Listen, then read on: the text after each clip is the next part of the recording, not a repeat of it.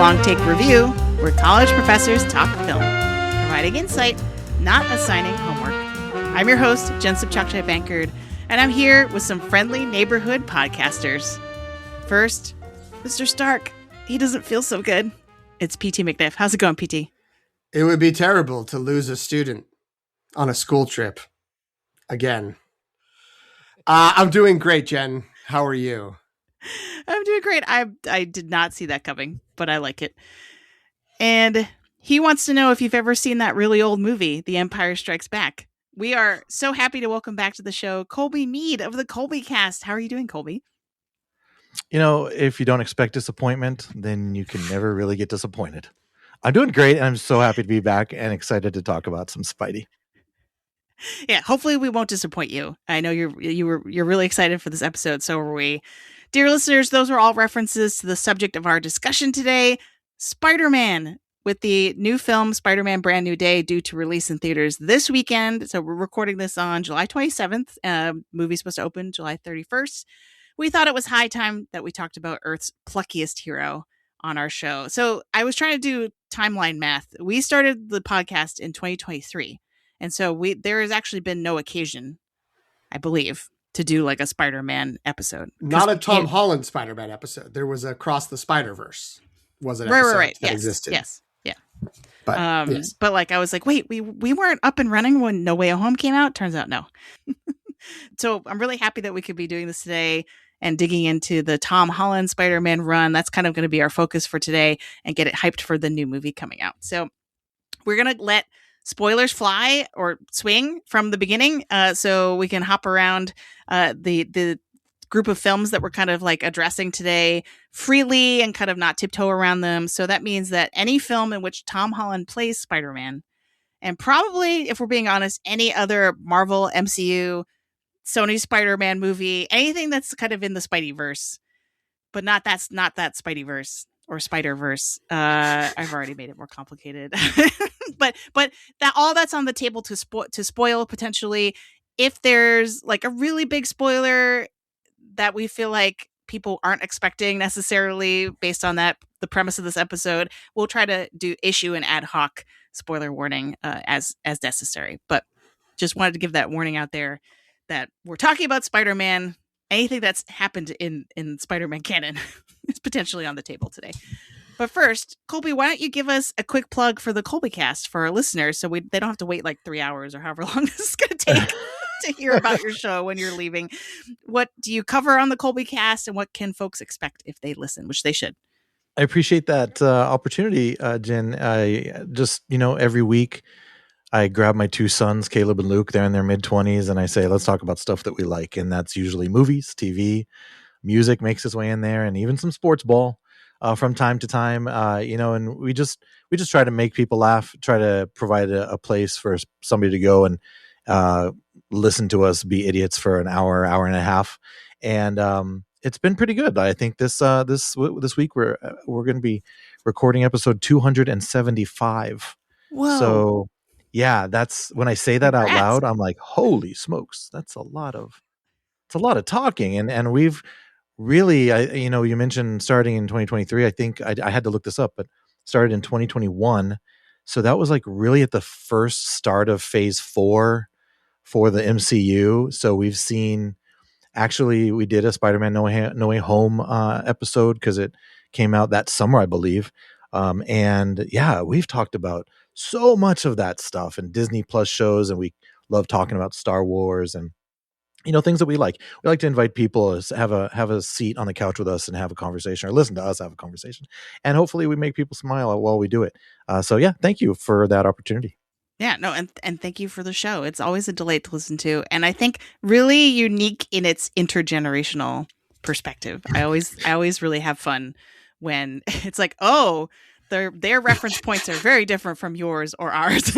They keep me on my toes. Sometimes things come out of their faces like I couldn't believe it. Just to go back a couple months, I was so excited for Mandalorian Grogu, and I loved the movie. I had such a blast at the theater, and they both looked at me and said, "Don't be mad, Dad," because these are Clone Wars kids. Like, they grew up on Clone Wars, and we watched the sequel trilogy together and all of that. And they're like, don't be mad, Dad, but neither one of us are really feeling too hyped about this movie coming up. And I'm like, what is happening right now? So we recorded about it. And you're right. Some of I totally understood. So yeah, it's really cool to hear their perspective being in their 20s.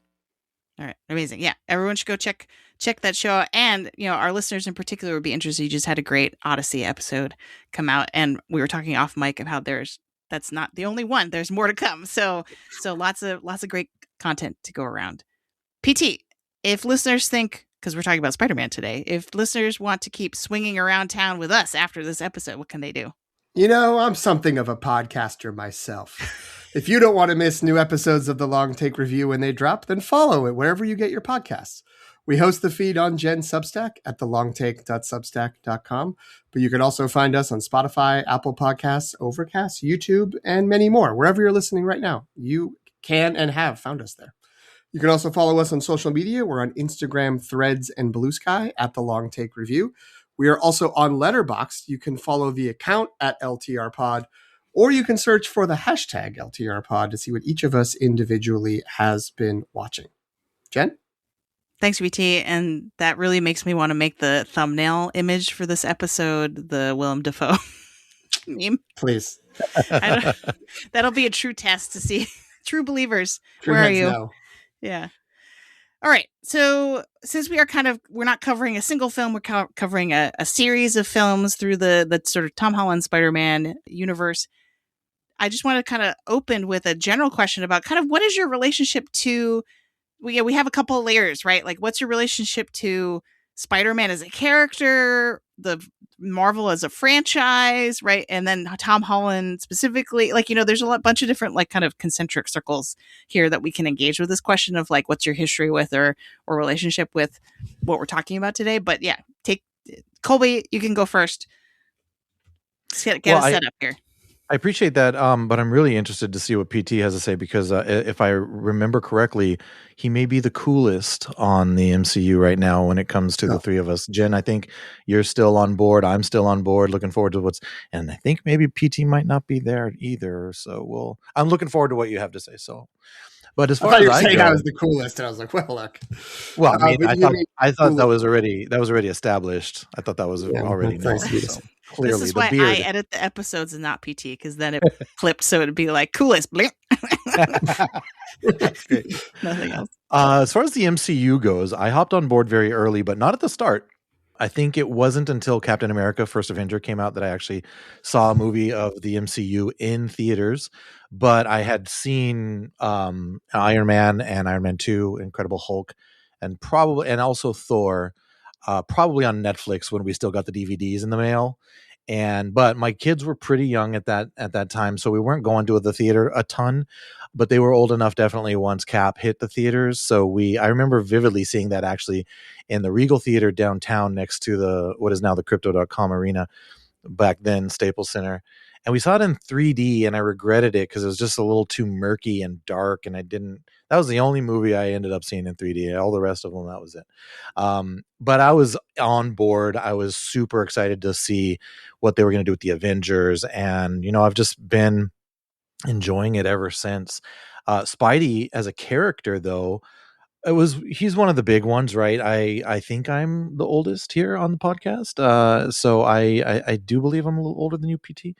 But I remember watching the cartoons in the 80s, the Saturday morning cartoons, Spidey and His Amazing Friends and such. And but he wasn't the top of my list. I loved the Superman movies. Now, I wasn't a comic book reader very much as a kid, so I don't have those ties back to these original decades long stories. And I sort of feel like that's freeing for somebody who's consuming it for the first time through movie screens, because that's really how I fell in love with superheroes as a kid. Superman, the Richard Donner Superman movies, was a huge Batman fan when Michael Keaton took the role in '89. But Spidey was there too, but through the cartoons. The 90s were a little bit weird, right? With Batman got a little funky and superhero movies in general also. And then the Tobey Maguire, the X-Men, those really caught my interest again. And I jumped on board with Spider-Man and was just, I loved that first one. Second one with Doc Ock and such was so good and really sort of reinvigorated my fandom for the character. And then also, again, what did it do? Got a little funky, right? We sort of lost a little momentum. And then we start getting these rumors about Marvel, now the established MCU, and Sony sharing the rights to this character. And I just was super invested and excited. And I must say, spoiler alert, I've just enjoyed every minute of Tom Holland as Spider-Man, and every time he's been on a screen in a Marvel movie. So, that's my history with the character. It sort of comes in waves, comes and goes, but it is something. I remember having a sort of like a Gumby like action figure of Spider-Man. So not a hard plastic, but sort of like the bendable thing. So yeah, we go back a long way, and I just love the character. I love the look of him. I love just sort of the roots of the character, what he means as a character, the relatability, excuse me, of Peter Parker. Yeah, he's a great character, great character to watch stories told around. Amazing. What about you, PT? Can you confirm or deny that you are older or younger than Colby? I don't know. I mean, not without like airing our ages on the air. We'll have to go to the chat. And April 75, buddy. April 75. Okay. So then yes, you're older than me, but that's okay. We love that. That makes me feel a little bit better that you're not like 3 years younger than me, but with children in their 20s. While when I've accomplished nothing in that regard. That's not true. Well, I mean, hopefully in terms of child rearing, that is true. Otherwise, I'm in for a real. Anyway, so yeah, Spider-Man. I love Spider-Man. I'm like you, Colby. I was not like the kid reading like, I don't know, quarter comics. I forget how much comics. I don't know because I wasn't buying them. I wasn't reading comics. I would like occasionally like see them. I was a comic strip kid. I would read comic strips in the paper. And there was an Amazing Spider-Man comic strip, and like those comic strips like moved glacially because it was like they only could really have one panel of new information every day, and so I still read it, and so I always was like, yeah, J. Jonah Jameson and Mary Jane and Aunt May, this is great. Like Spider-Man, I get it. I don't like recall sort of appointment viewing of the cartoons, but like the cartoon was always like a thing that was around when I did have Batman action figures around the first Michael Keaton movie. I remember also somehow like in a bargain bin getting a Spider-Man and a Doctor Doom figure, and it's like they're part of it, whatever. It's fine, and mixing that in. So I started like sort of being like, okay, I'm gonna go back and start to read comics after I graduated college. So it was like the early 2000s. It was like around when the X-Men movies were starting. That's not because of it, because I was reading like Preacher and Sandman and Watchmen. But I did start to dip into some of the classic Marvel ones. And it was Spider-Man and Daredevil especially were the two characters I was like reading some of the classic tales. And then I was enough of a movie nerd already that like the Evil Dead guy and Darkman guy, Sam Raimi, was coming out with a big superhero movie. So I was excited for that. And I'm with you. I love those first two, Tobey Maguire, Kirsten Dunst, Sam Raimi, Spider-Man movies. And I think the second one is still probably one of like, it's probably in my top like three or at least top three or top five superhero movies. I think they're so good. I think it's so great. Spider-Man 3, we will not discuss much today until we get maybe to Sandman. We have to, I guess. But those like that's really great. And so like those like I did gravitate towards the Willem Dafoe meme because I'm like, yeah, that's the movie. And then there was a little bit of like, in terms of the MCU. I was there for the beginning. I was there for Iron Man, like when opening weekend, at least if not opening day. I was excited about that. We can get into it, but it is funny to remember that the idea of Marvel is going to make their own movies with the properties that no one cares about and they can't sell to movie studios. So it's not Spider-Man, it's not X-Men, it's not Fantastic Four, it's whoever is left. And that was the Avengers, who were like a punchline from my friends who were deeper into comics than me. They were just like, yeah, the Avengers are lame. No one likes the Avengers. I was like, okay, but like these movies could be fun. And the first Iron Man is great. And then my memory of watching the rest of the movies come out for the next couple of years was like, oh, none of these movies are as good as Iron Man. They're fun, but it's good. Like, I like this. This is great. I'm glad they're doing this. And it's fun that there's little tendrils. And then the first Avengers movie came out and it was like, oh, this is fantastic because we don't need the backstory for all these characters. We have that and we can just hit the ground running. We don't know Joss Whedon's kind of a jerk in real life, so we could just enjoy his filmmaking style. It feels fresh and new to me, at least. And I had a blast. And then I think phase 2 and phase 3, they were, if not batting 1,000, they were batting like 800, 900. Sorry, more sports references. But there was, most of the movies were great. And then contemporary with that was the Andrew Garfield Spider-Man, and it's not Andrew Garfield nor Emma Stone's fault that I don't think those movies are good at all. I don't think I've ever finished the second one. I've started it like 3 or 4 times, and I'm just like, I don't know. I can't do this. I get it. I know what happens. I had read that comic. I was like, I know she doesn't make it. Spoiler. For the people who like me have not finished Amazing Spider-Man 2. But yeah, it's and then it was, we got to that point where they were like, okay, it's interesting. I do still think of it as like corporate manipulation and maneuvering. It's behind the scenes stuff. It's the business of movies that is like what leads to Tom Holland being a new Spider-Man in the MCU. I think it's easier for people to forget that it was also a thing where they're like, we're on our 3rd Hulk and now we're on our 3rd Spider-Man in like 15 years. Like, this is crazy. This is too much. There's too many like reboots of this.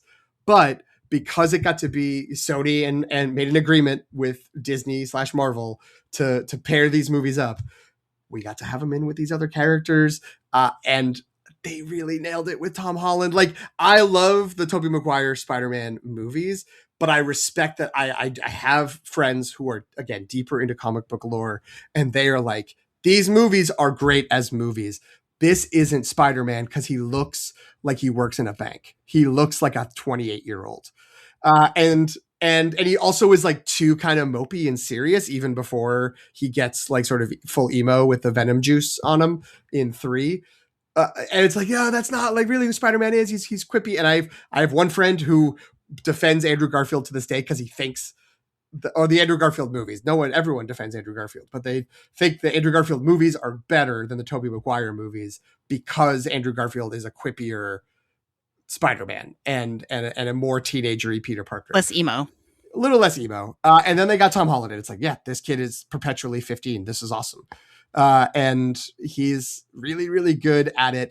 We can discuss whether or not like there's some sort of Marvel factory filmmaking issues that come up in the the sort of structuring of these movies and the setting things up. And is he now too much of like Iron Man Jr. with the tech components?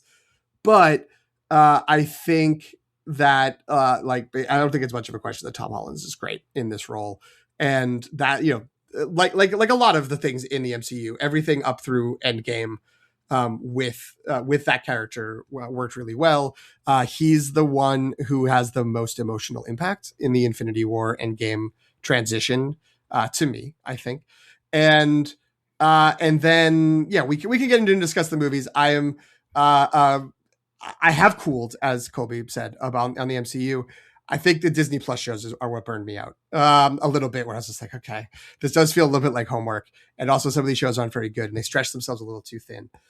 Or I just got, I don't know, I needed a break. I still have it in my mind that if Marvel had not put anything out for 5 years after Endgame, even if they put out what they've already put out, everyone would be like, this is great. We're happy. Because it was just like, that was such a good finality to it. And we would have been thirsty for it. That's not a good profit based approach. That's not good corporate thinking, but I think narratively and storytelling wise, that might have been better. But yeah, I think No Way Home is a very clear bright spot for me in the recent Marvel output, the sort of post Endgame Marvel output. And I was very surprised how well that held up on rewatch, because I hadn't really gone back to it since seeing it in theaters until prepping for this episode. I was like, wow, yeah, this movie's good. This is a good movie. This is not just like a moment of nostalgic connections happening in the theater. So very complicated. That was too long, but that's my answer to your question. Jen, what's your connection to Spider-Man and all of this? Yeah, so I mean, as Colby mentioned, I've been on Marvel Island hanging on for a really long time. Greg also. Greg couldn't be here today, though. That that's no indication of his lack of interest in Marvel and in Spider-Man. But I am finding that with the Doomsday hype, not to kind of derail us a little bit, but like I am starting to reach my limit where I'm like, that trailer looks like the movie's not going to make any sense, and I'm not excited about that idea because I want these movies to be good. I guess so. Maybe I've finally reached my saturation point where I'm like, maybe we should take a break. Maybe we should put the pencil down for a minute. But anyway, but that's not how I feel about the Tom Holland Spider-Man movies. Like I rewatching these, Colby and I were texting earlier today about this, but like rewatching these movies has been a pure joy and a nice reminder of like, wow, these are all really good. Like I'm having a great time revisiting these, and they hold up. And so I'm still all in on Tom Holland as Spider-Man. I don't like the MCU in general, I think has worn a lot of people out, as we've been saying, but I don't think that's true of Tom Holland Spider-Man.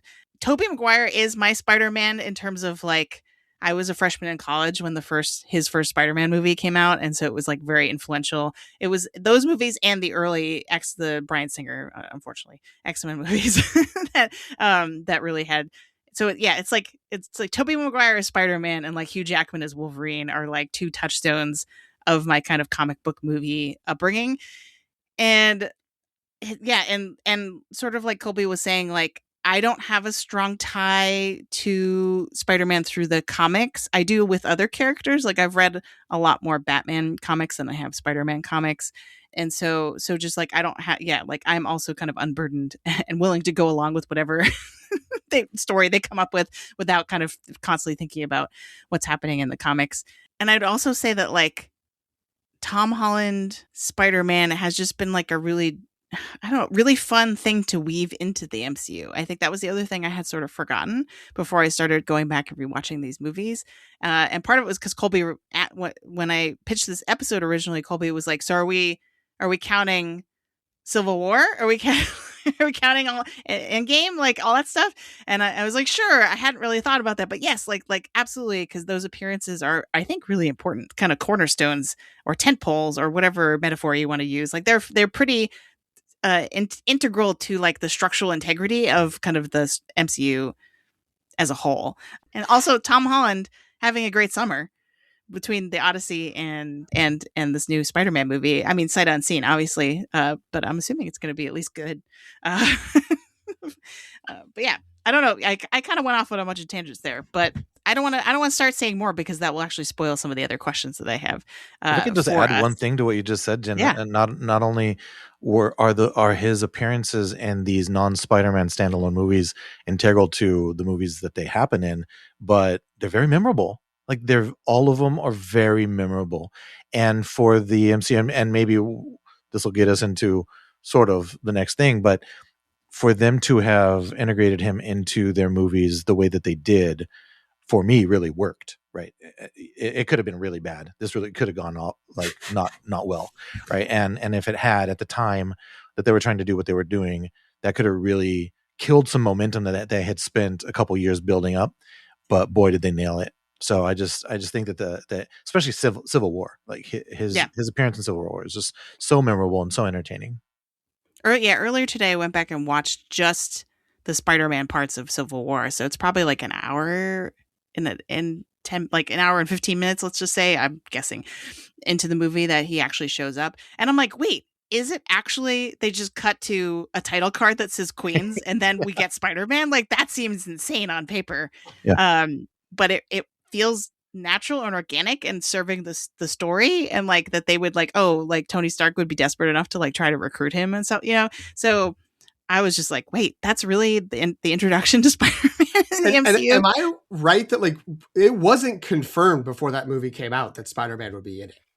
Like they had cast him and they were like, there's going to be a new Spider-Man in a new Sony series and it's going to be something that could be in the MCU. So like, I remember the sort of the pop of like, whatever the spilled up line is of like, I'm going to have to go and find like other people. And then it cut to Queens and like it's easy to mock maybe nowadays, but like, there is a comic book nerd crowd that goes on opening weekend and they know more, what that means? going in, and everyone's like, oh my God, like really? Like they're actually going to do this now?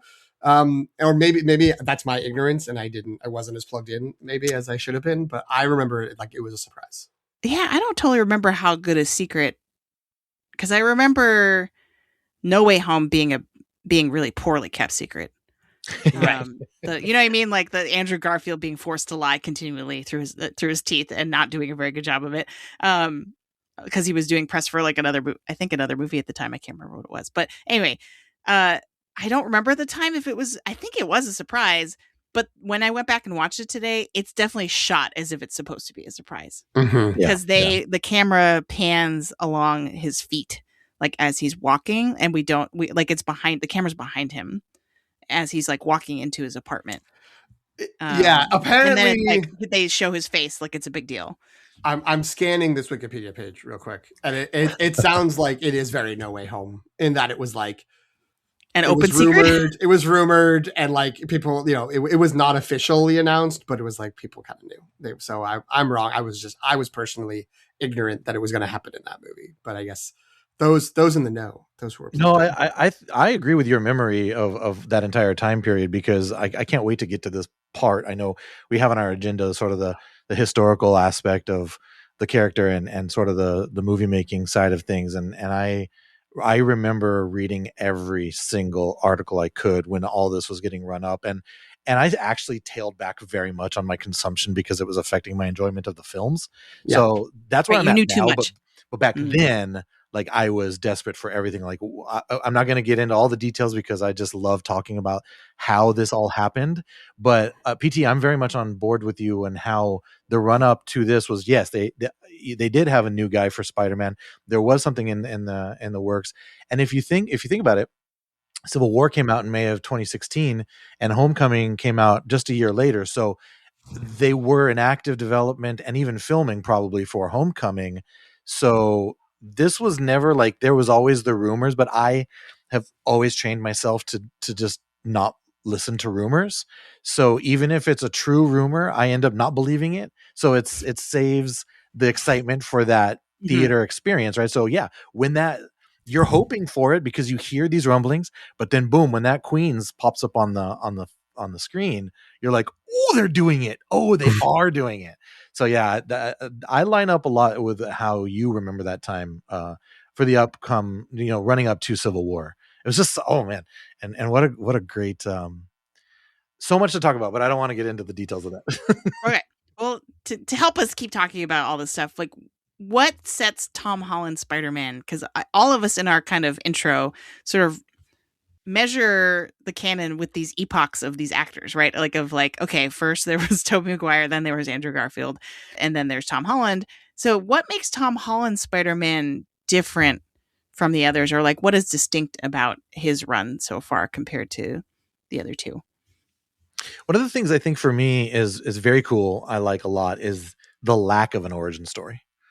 So we get it all through dialogue, right? We don't witness it. And I remember very, very, very vividly Tobey Maguire's origin story, right? I could probably tell you what it is beat for beat just because I've seen it many times. I had to go back and rewatch the Andrew Garfield origin story just to confirm. That thing took like 45 minutes. And yeah. It was very dark. And actually the Tobey Maguire origin story took 45 minutes too. We're talking about 2-hour movies, right? So 45 minutes of your runtime is dedicated to an origin story that the entire public probably knows already. And they knew this going into it. So I would say a large part of pop culture, people going to see this, not everybody, right? But they knew this. We're not going to rehash this origin story. We're going to do this through dialogue. We never get the Uncle Ben thing, right? We never get which we get in both of those other ones. We don't have an Oscorp. We don't have a Harry Osborn in this. We don't have a Norman Osborn in this universe. Then you just sort of like consider the fact that he's thrown right into the biggest support network you could possibly ask for a superhero, right? The Avengers, the Stark Tech, Tony Stark. Even if it is limited very much so through Homecoming, he still has the tech, right? He still has the resources, which these other iterations of Spider-Man never had. They had to battle through that. They're wearing, he started out with a onesie, right? But how long was he in the onesie, right? If we're talking about it. Also, you can't take away the Tom Holland factor, which I think just, I heard, I can't remember what actor said it, because there's so much cross pollination of Odyssey and Spider-Man marketing right now. I don't know who, maybe it was John Bernthal who mentioned like Tom Holland is Peter Parker. It actually may have even been Zendaya. I think it was Zendaya, who would know best, right? Said Tom Holland literally is Peter Parker. Like, you cannot get another person on this planet that is more like Peter Parker. And then I remember thinking from the beginning, the very first, I think they like tweeted it out or like Instagrammed it, him doing a backflip off of something, and like, boom, that was your reveal. Like, here's your new Spider-Man. And I remember thinking, oh my goodness, he is very young. He's going to be here for 15 years and he's still going to look young.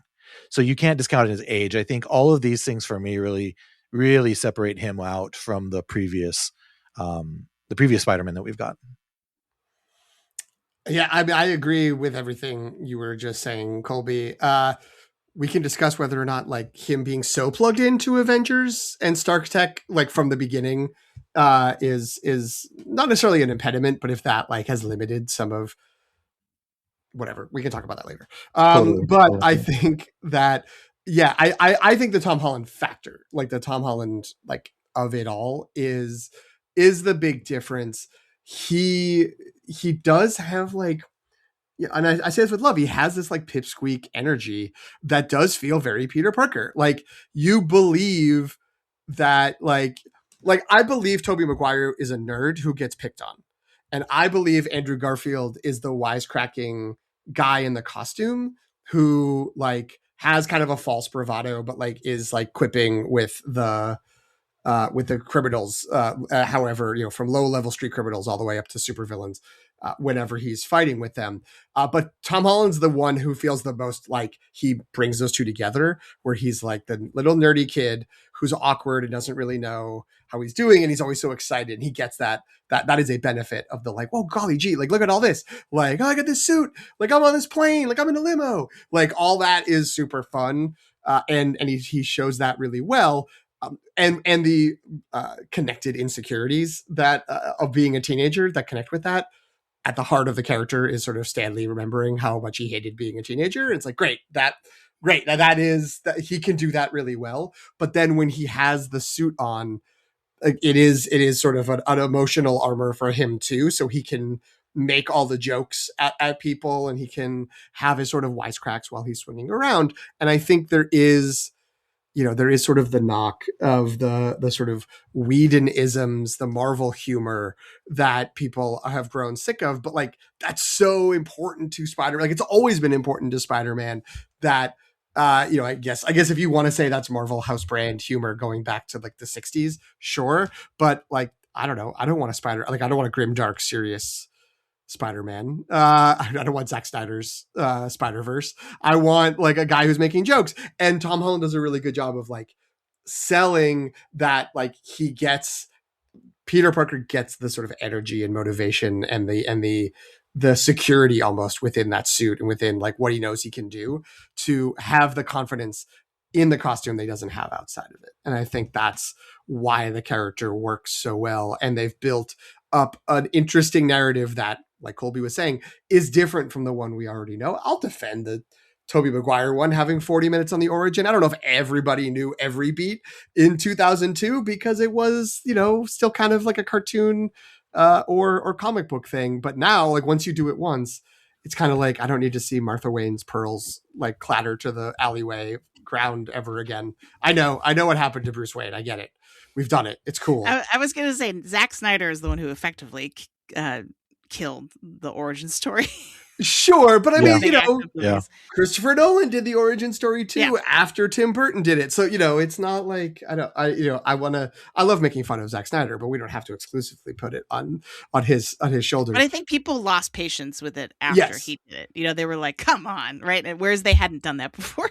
Yeah. So. Well, it's particularly drawn out in the Zack Snyder version. But anyway, I think that, the mechanism, his friends and his the bully at school, Flash in this, and of course MJ and how that dynamic is not exactly the same as what we've had before, and that's great.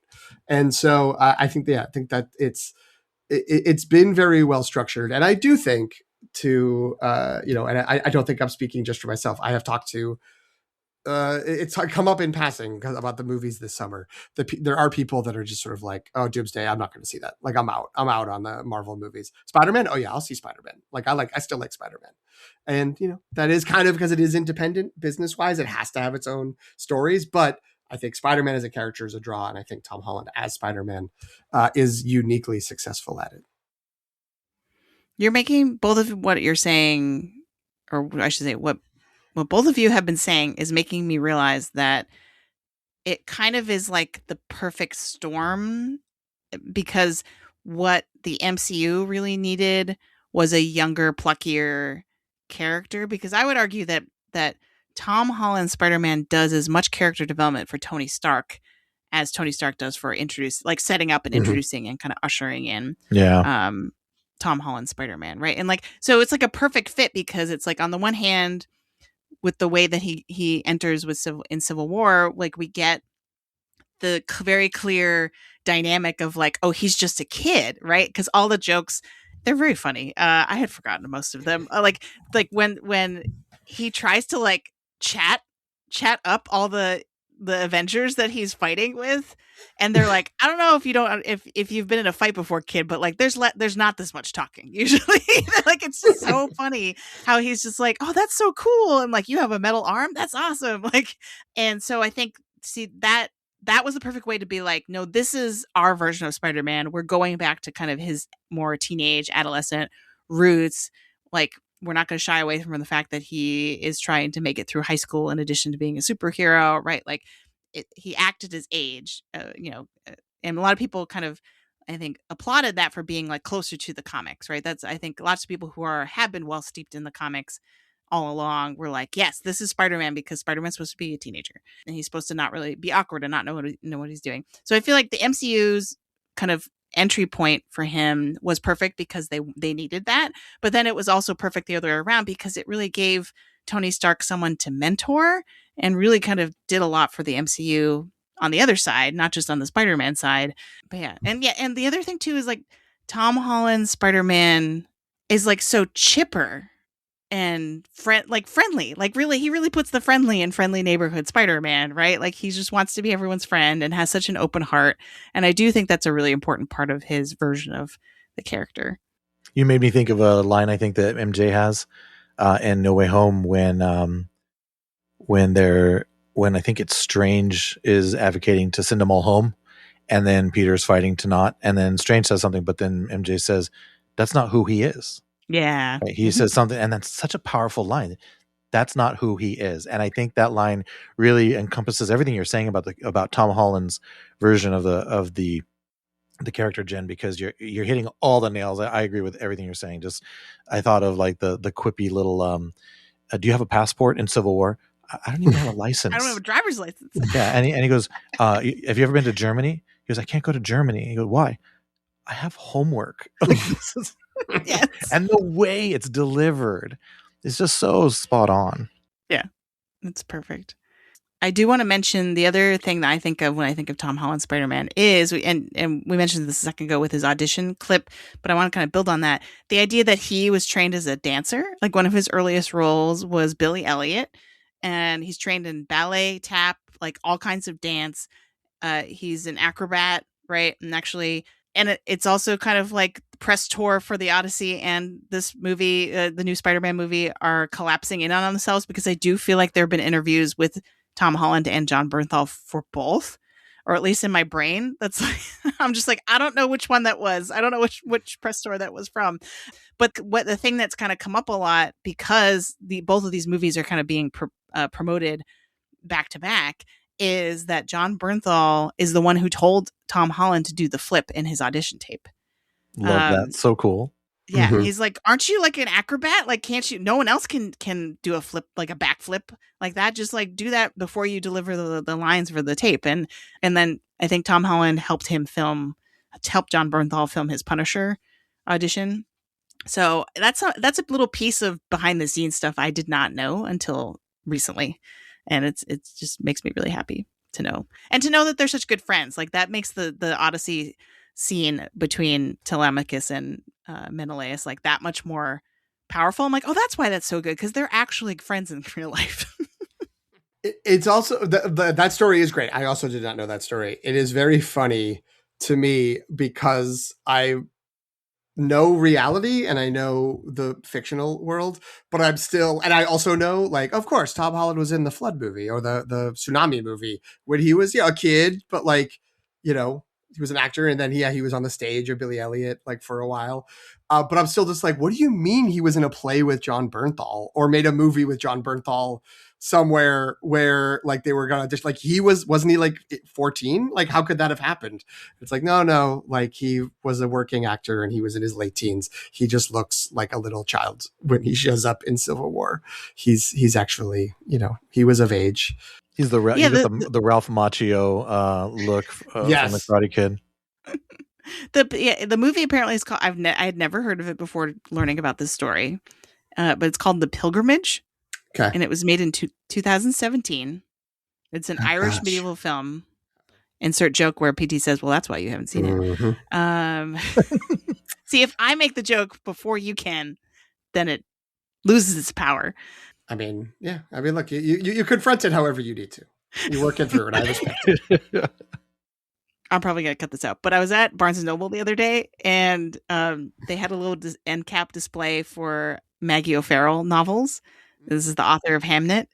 And she has a new novel out. I think it's called like The Land or something like that. And I was like, oh, cool. Let me read the little description. And it said like takes place in Ireland in the whatever century. And I put the book down and I was like, and it felt wrong because I could hear your voice in my head making fake anti-Irish jokes.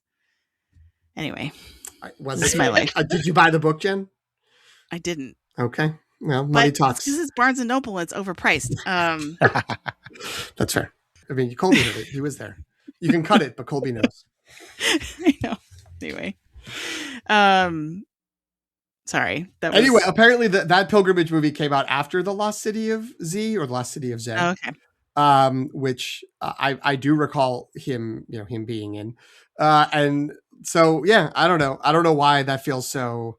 I guess it's just thinking of him in Peter Parker mode is just sort of like, no, he can't be friends with John Bernthal, who was like a grown up, like burly, aggressive man when he was just like barely out of middle school. Like that doesn't make sense.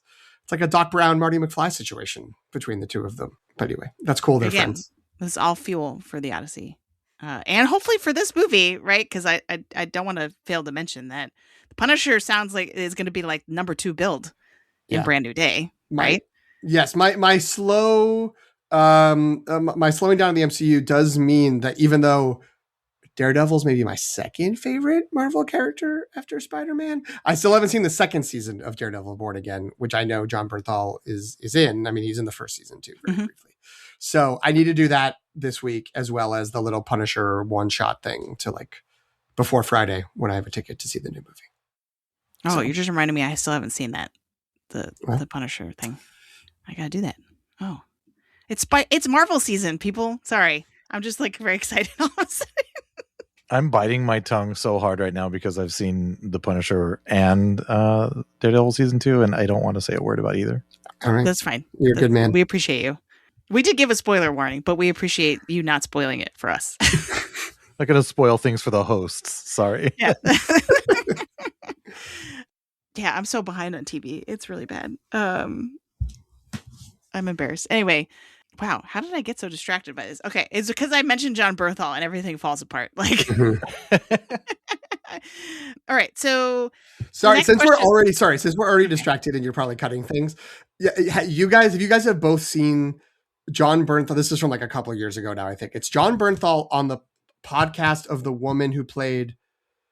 Oh God, the woman in Daredevil. True Blood.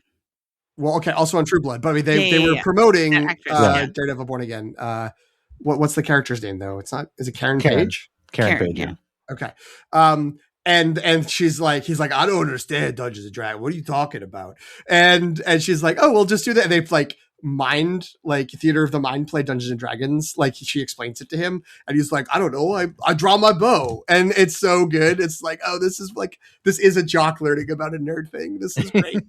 Like anytime that clip comes up, I watch the whole, with the whole thing, it's like 3 minutes, but yeah, that's a great clip. And that made me like John Bernthal even more than I already did.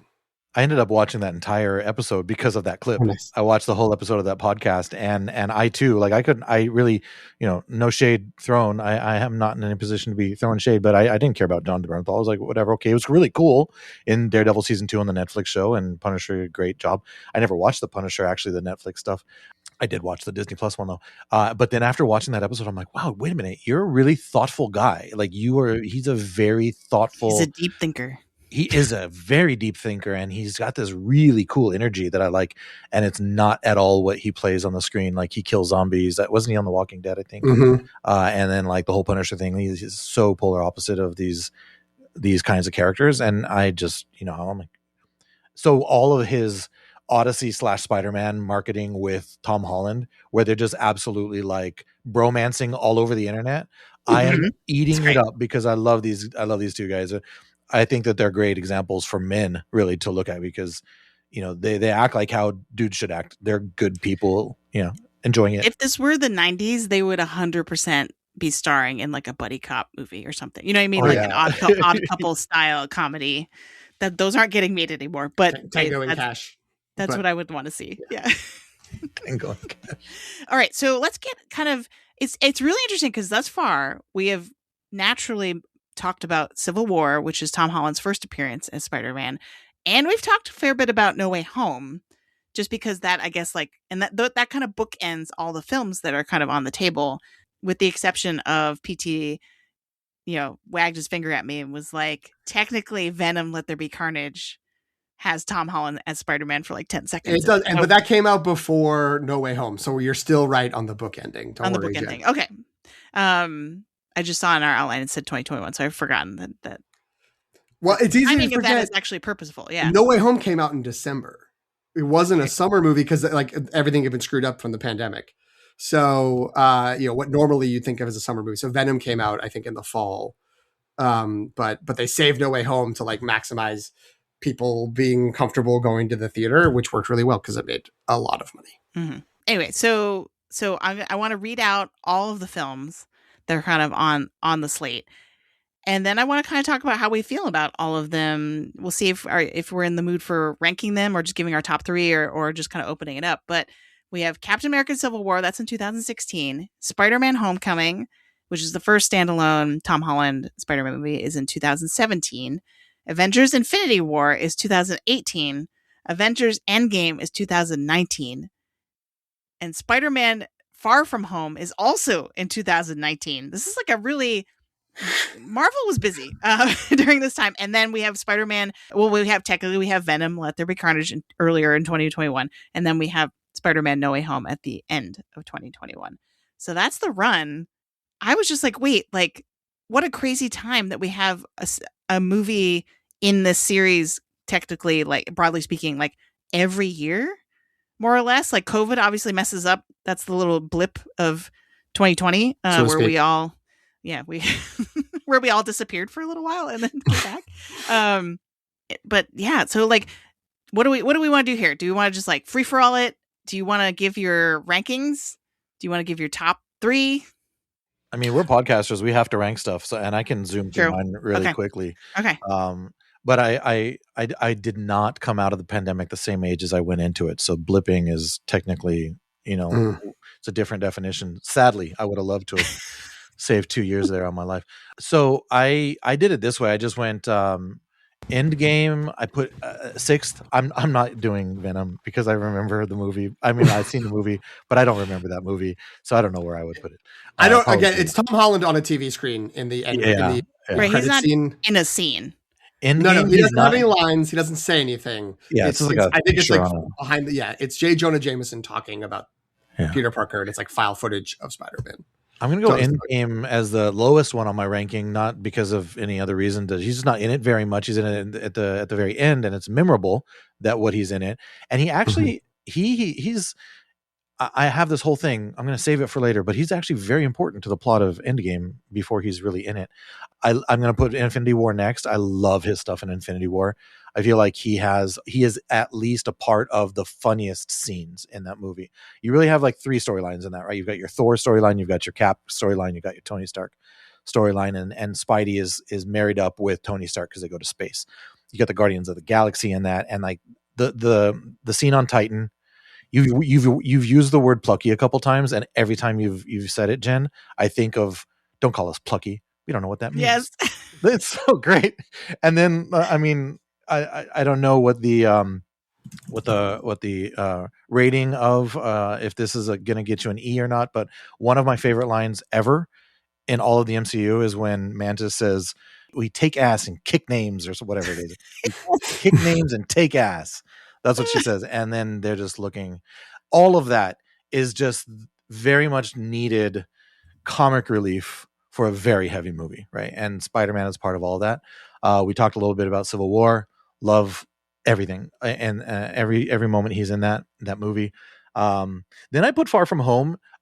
So that would be the last of the trilogy, just because I enjoyed Homecoming a little bit better than Far From Home.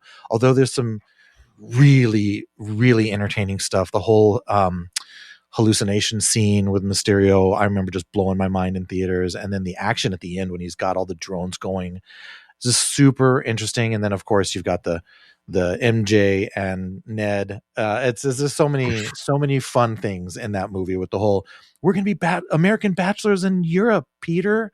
And then he's got a girlfriend as he walks off the plane, right? And the Ned stuff in that is hilarious. Homecoming is going to come in as my number 2.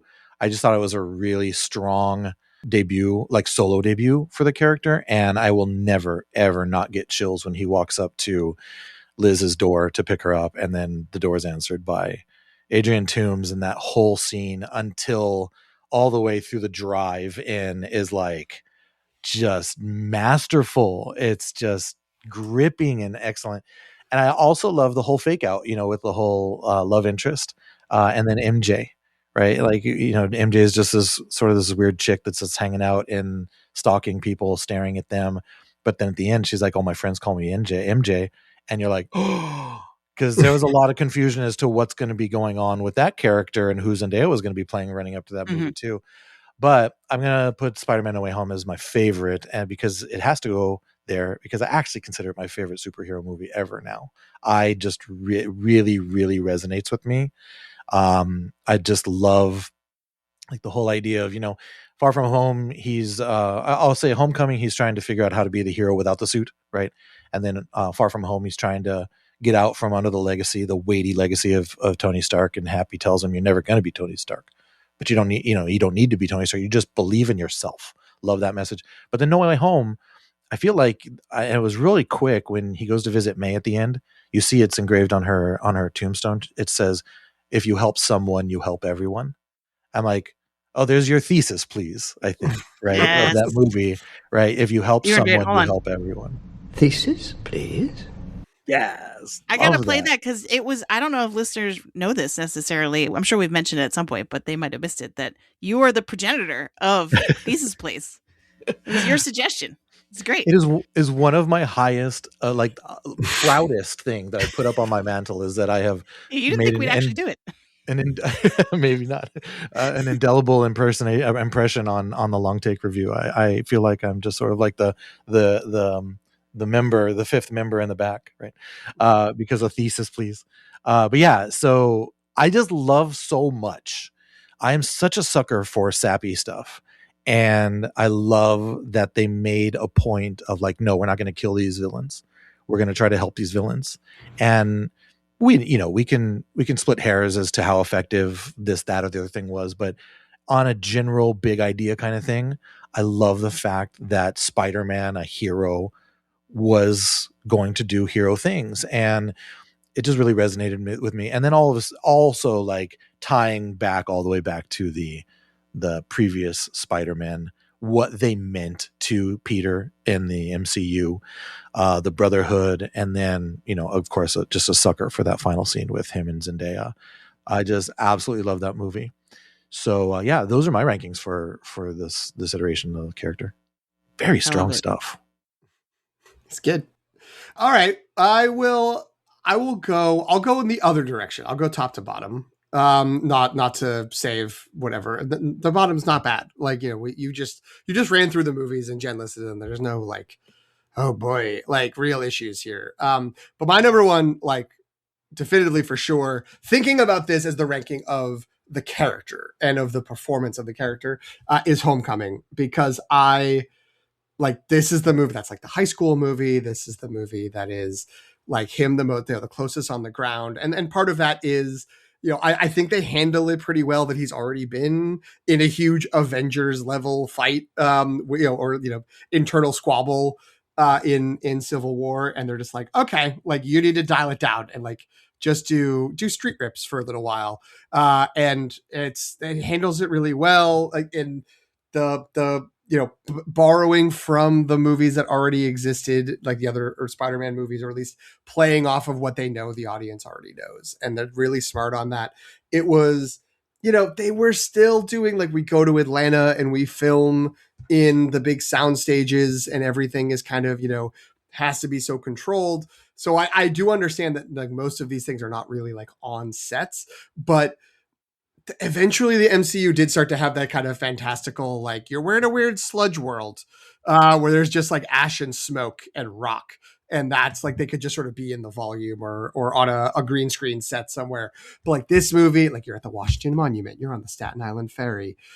You're in a high school, like you're in a building that you can feel the physicality of. And I think that's really great. So, and I think Michael Keaton is one of the best villain performances in the MCU. And, he has, he's sort of like, he has a legitimate grievance about his business. And then his response to it is, makes sense for a New York City contractor to be like, I'm going to cut some corners. I don't know. What do you want? And just the fact that it's, it is that kind of legacy Batman coming over to the MCU, but this is who he's going to be, is like, an evil dark version, let alone take in Academy Award winning movie Birdman. He's just another bird man as the Vulture. And so it's great. Like what a great choice. And the supporting cast is like just nailing it. And so I think that one, that's the one where I'm the most like, I kind of wish we'd gotten like 2 or 3 of these movies before I don't want to get rid of the other ones, but I kind of wish we had gotten a few more of these before we'd moved on. Number 2 for me is No Way Home. And like I said, I kind of had put that into like, that was such a great time in the theater. I almost don't want to go back to it because I'm like, what if it doesn't hold up? What if there's a lot going on. There's so much stuffed in there that I'm like, I don't know if it'll actually like make sense on a rewatch and not just be this like roller coaster of a theatrical experience. But I did go back to it and I'm like, no, this is great. Like there is a lot going on and maybe there's too much. If you look at it in almost, an academic sense or some sort of, mathematical sense, like, do we want this many minutes dedicated to this thing? Whatever, it works and it plays, and the crossing of the different timelines and all that. I think the multiverse has not been as fruitful as Marvel had hoped, or as like helpful for the MCU. It's not been a solid replacement for Thanos as the big problem to deal with, but in this movie it works great and it does a really good job. And it might mean something that it was sort of the first like big kind of incursion of like Doctor Strange did something that led to this and accidentally creating it. And it's like, what are the ramifications? Now, well, we're just going to worry about right now. And I think that plays out wonderfully. And I mean, it's all the, it's some degree nostalgia, it's some degree remember berries. I get it, but I want to eat the berries and I want to enjoy the nostalgia. And I think there is enough, like Colby, you were saying, like the core narrative and what it does for this character, for Tom Holland's Peter Parker, works really great and works really well. From that point on, I mean, I will say I like a lot of Far From Home, but I have a lot of like sort of resistance to it, partially because it is like, oh, we can't go back to like the high school for too long. We have to go on a European trip. And that's like, it feels a little too Avengers-y Spider-Man, which isn't what I want from my solo Spider-Man movie. I love Mysterio. I love Jake Gyllenhaal as Mysterio. I like that setup of the aggrieved Tony Stark scientist or Stark Industries scientist. But that one doesn't connect with me as much. I don't know if I'll put that last. I think I might put Endgame last just because there's so little of him, even though he is great when he shows up. And I'm with you, Colby. He is the memory of him is as much a motivator for Tony Stark as anything else. And so therefore it is really important. And that is this sort of handing off. So yeah, I'll put that 6 just for time length reasons, but I will put Far From Home 5.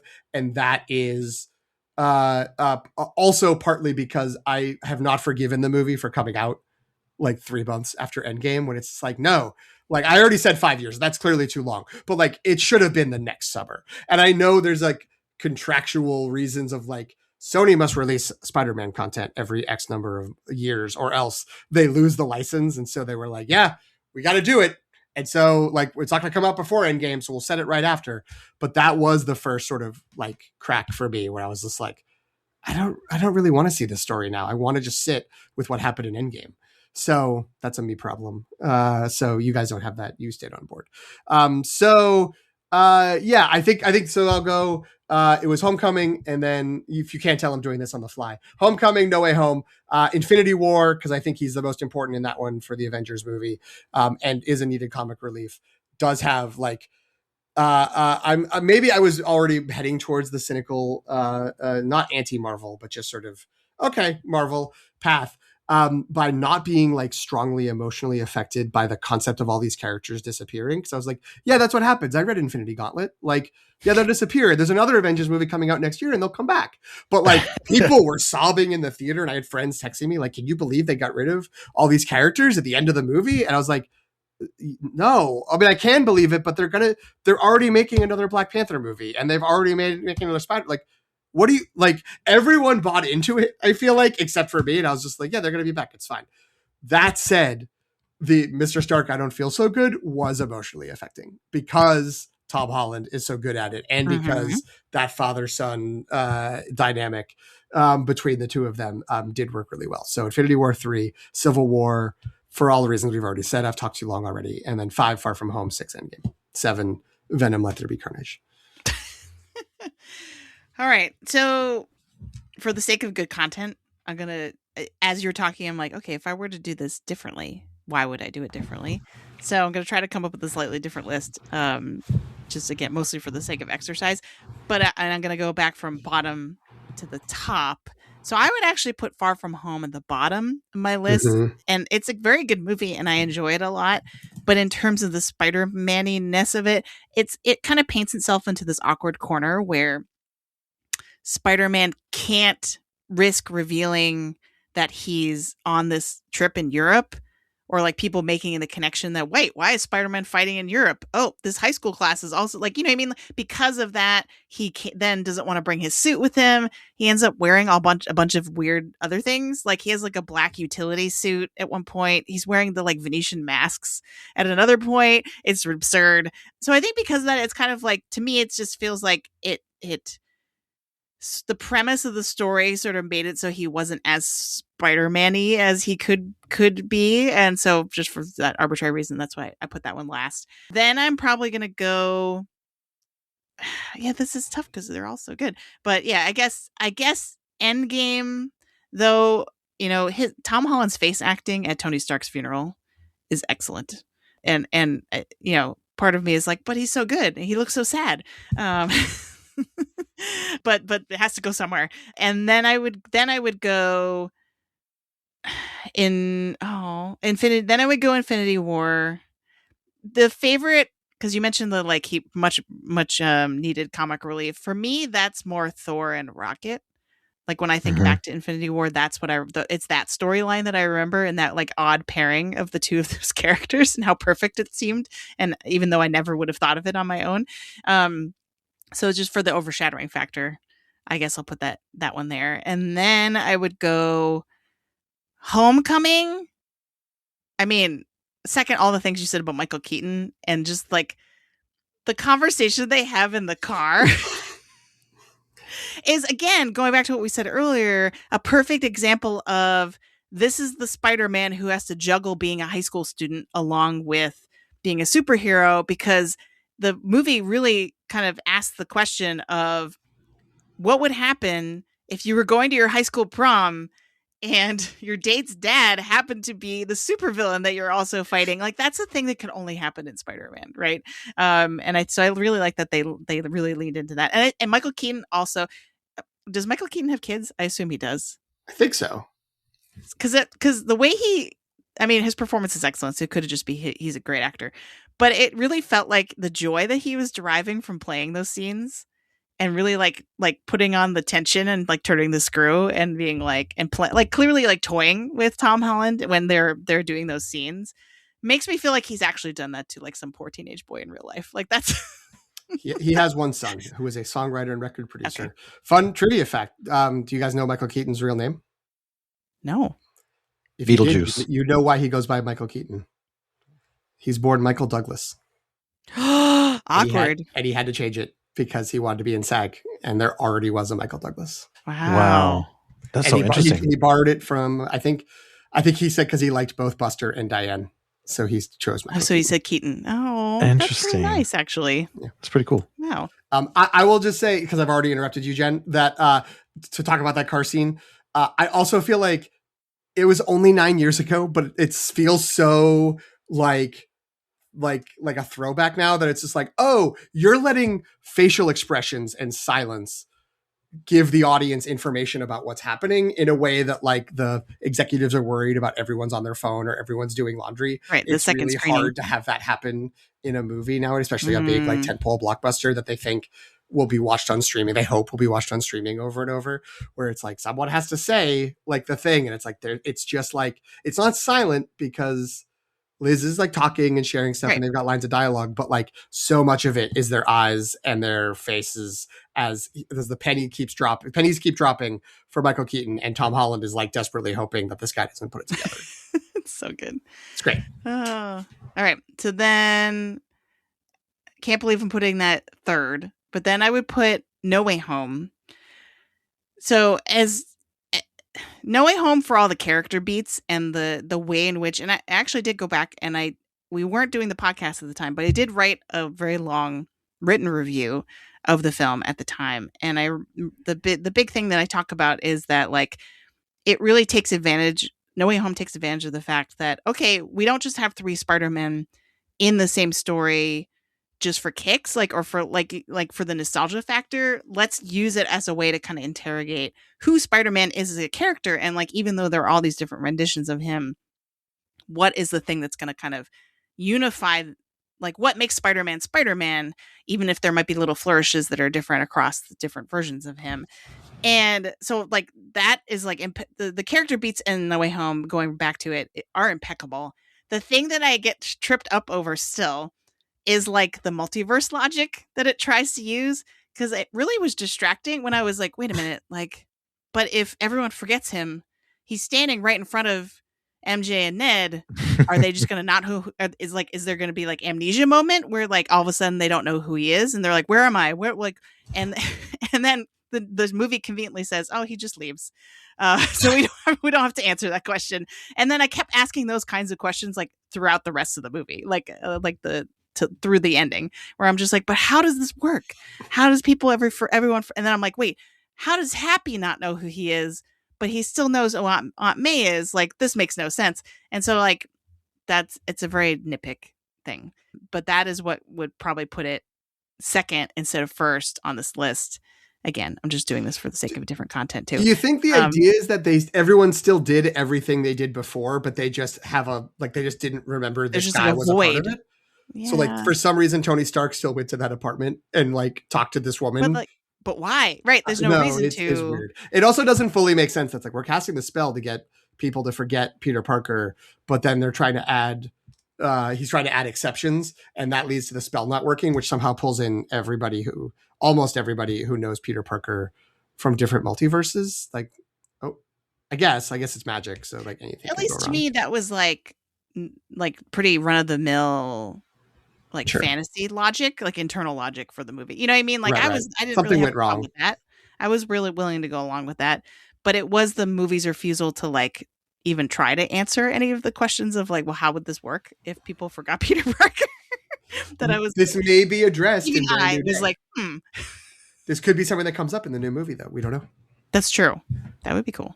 It's also a byproduct probably of having 7 villains and 3 heroes, right? Yeah. Like, and then you throw in the whole Doctor Strange of it all, because Doctor Strange sort of dominates the whole first half of that movie, and then it becomes the Spider-Man show afterwards, right? So there's so much that they packed in there, and that's exactly why I said, we could discuss its faults, and that is it, right? The whole logic of all of that, and when I start to think, this is what I do when I start to think about that kind of stuff.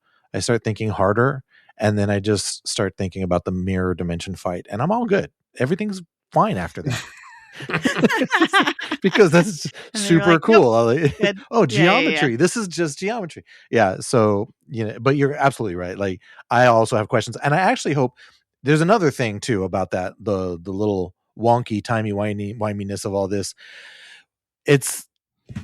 I remember thinking, sorry for jumping into your list here, Jen, but no, it's good. I remember thinking, the end of that movie, when he's walking into that apartment and you see him sewing together that suit and he's out the window and he's swinging, thinking to myself, my God, we just got like a 6 or 7 year long origin story for Spider-Man, because now he is where we usually traditionally find this character, alone, faceless, nobody knows who he is, living in an apartment. How do I pay the rent? Swinging from rooftop to rooftop, being your friendly neighborhood Spider-Man. And that to me was just so genius, the way that they let this character marinate and go through all of these different weird things that we had never seen before, just to put him in a place where this new movie is going to start, where we're really used to seeing this character at. And I thought that was really cool. And I'm able to like sort of like make the exception of, your logic is really way off, but if this is what you're going to do with him, I'm here for it. That's okay with me. What happened to his other suits? Did they just evaporate? Like, that's what. I'm sorry. I'm not usually the one who's like logic questions. But for some reason, this one gets. I love that you are dispensing all of these to justify putting this movie number 2. I know, on a it's list of amazing. 6/7. Like when Andrew Garfield catches Zendaya, oh my gosh. Yes.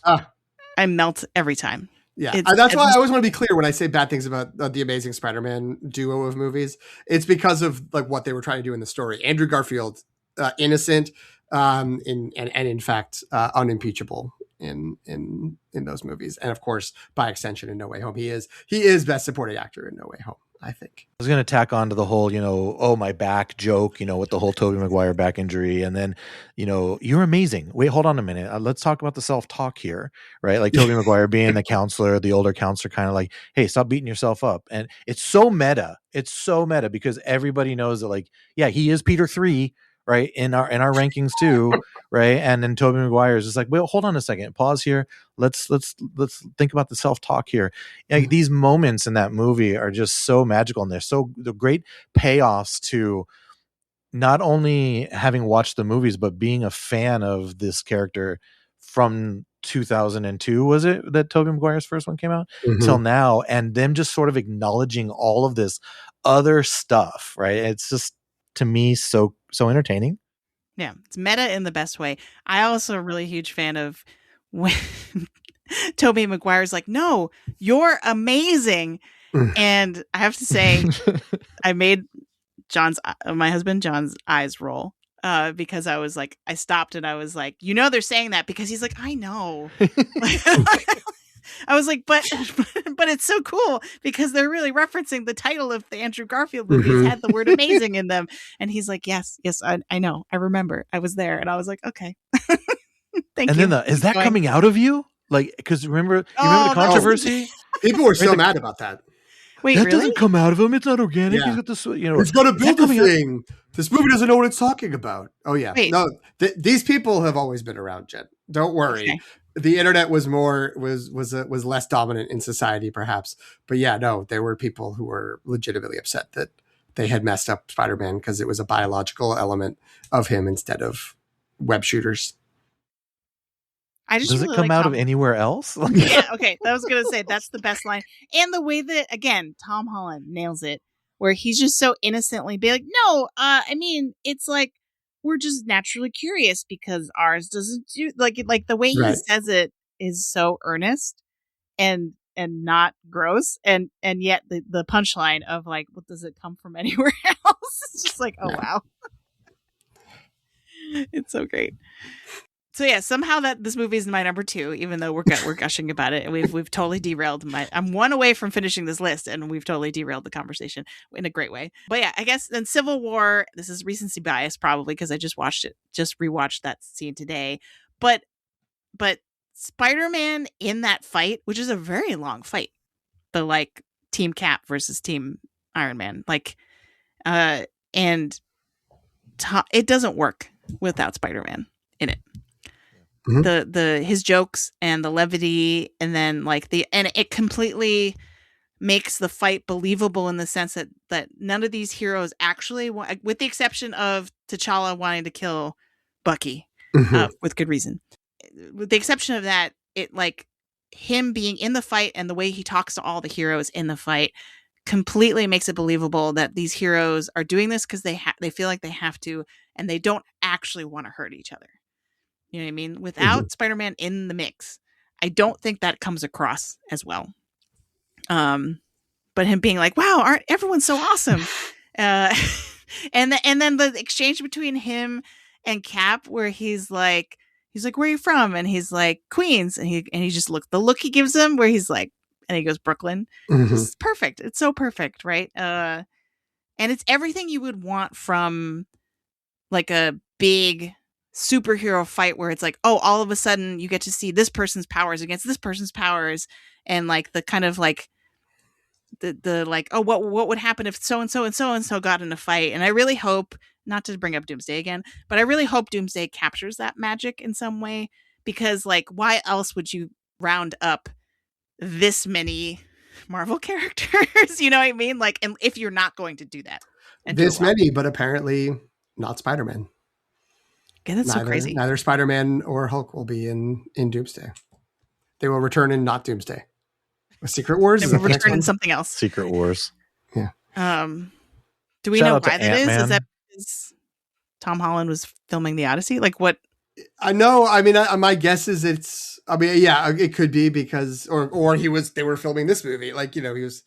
It's really weird because I wasn't realizing this till looking. He's only made one movie between No Way Home and the Odyssey in the 5 years. It was Uncharted, based on the video games, and then he had a TV show that was on Apple. But he's been low key for a few years. I don't know what to say about that, but that's just, I'm noting that. So it would be interesting if it was just because he finally was busy because he decided to make 2 movies. But I'm assuming, yeah, it's like Colby. I think you were just saying it's like the Ant-Man versus the Wasp of like, well, maybe Brand New Day is going to have some sort of indication of what's happening. Right, it'll explain why he's not going to. Yeah, or you know, hint at similar to Venom, Let There Be Carnage, which of course we've all remember and have revisited. That was my YouTube revisit. Was like, he was in that. Hold on, but that's setting up the No Way Home. Yeah. Pulling in characters from other Sony properties into the MCU. That it might be a similar sort of like, like hint in the after. His post-credit scene in No Way Home is also hilarious. Yeah, that's good stuff. Yeah. Yep, he fades away. And then I waited without paying the bill. Then I waited to see the last one, and I forgot it was just a trailer for the Multiverse of Madness. I was like, all right, it's just a trailer. Same here. And when I saw that, I'm like, oh, I don't need to see this. Moving on. I did want to shout out Ant-Man though for Civil War because that guy, Paul Rudd. Oh my gosh. Oh yeah. So when he what time zone are we in? Thanks for thanking of me. And I know you too. You're great. He's just so out of his element. And then when he does the whole giant man thing and he shrinks back down, he's like, does anybody have any orange slices? It's just great. He's so good. The Homecoming like vlogging by Peter Parker when they show like they do the like little recap and he's like, this guy's giant now. I gotta go. It's very funny. It's good. Oh, it is good. Yeah, and actually, so now you're making me realize that Ant-Man also kind of serves a similar purpose to Spider-Man in that fight where he's the kind of like B team, like, wow, like Yeah. I'm in the big leagues Mhm. now, kind Yeah. of looking wide-eyed at everybody else. And then I like how Falcon calls him Tic Tac. And like And then when he's and I'm inside like, Tony's armor, and he's like, "Who is speaking?" It's like, "I'm your conscience." conscience. I'm your conscience. We don't talk much anymore. Which ties into the theme of the movie. Oh my gosh. Yes. So good. So, listeners, if you learn anything from our rankings, it's that all these movies are great. There isn't a bad one in the bunch. They're all delightful. They're all really funny. Tom Holland's great in all of them, even in Venom. Now it's like we got to see if we can. I was going to how say, many times we can say it. I've been joking about Venom Let There Be Carnage. I remember really liking Venom Let There Be Carnage. I like the Tom Hardy Venom. That's the one that's kind of like a rom-com with think Eddie and so. Venom. Where they're like making breakfast. And Woody Harrelson is there. Like it's very crazy. Like it's trying to do way too much. But yeah, I recall it being enjoyable. All right. So there's kind of two other big things that I want to tackle before we go. One is kind of the MCU of all. MCU of it all.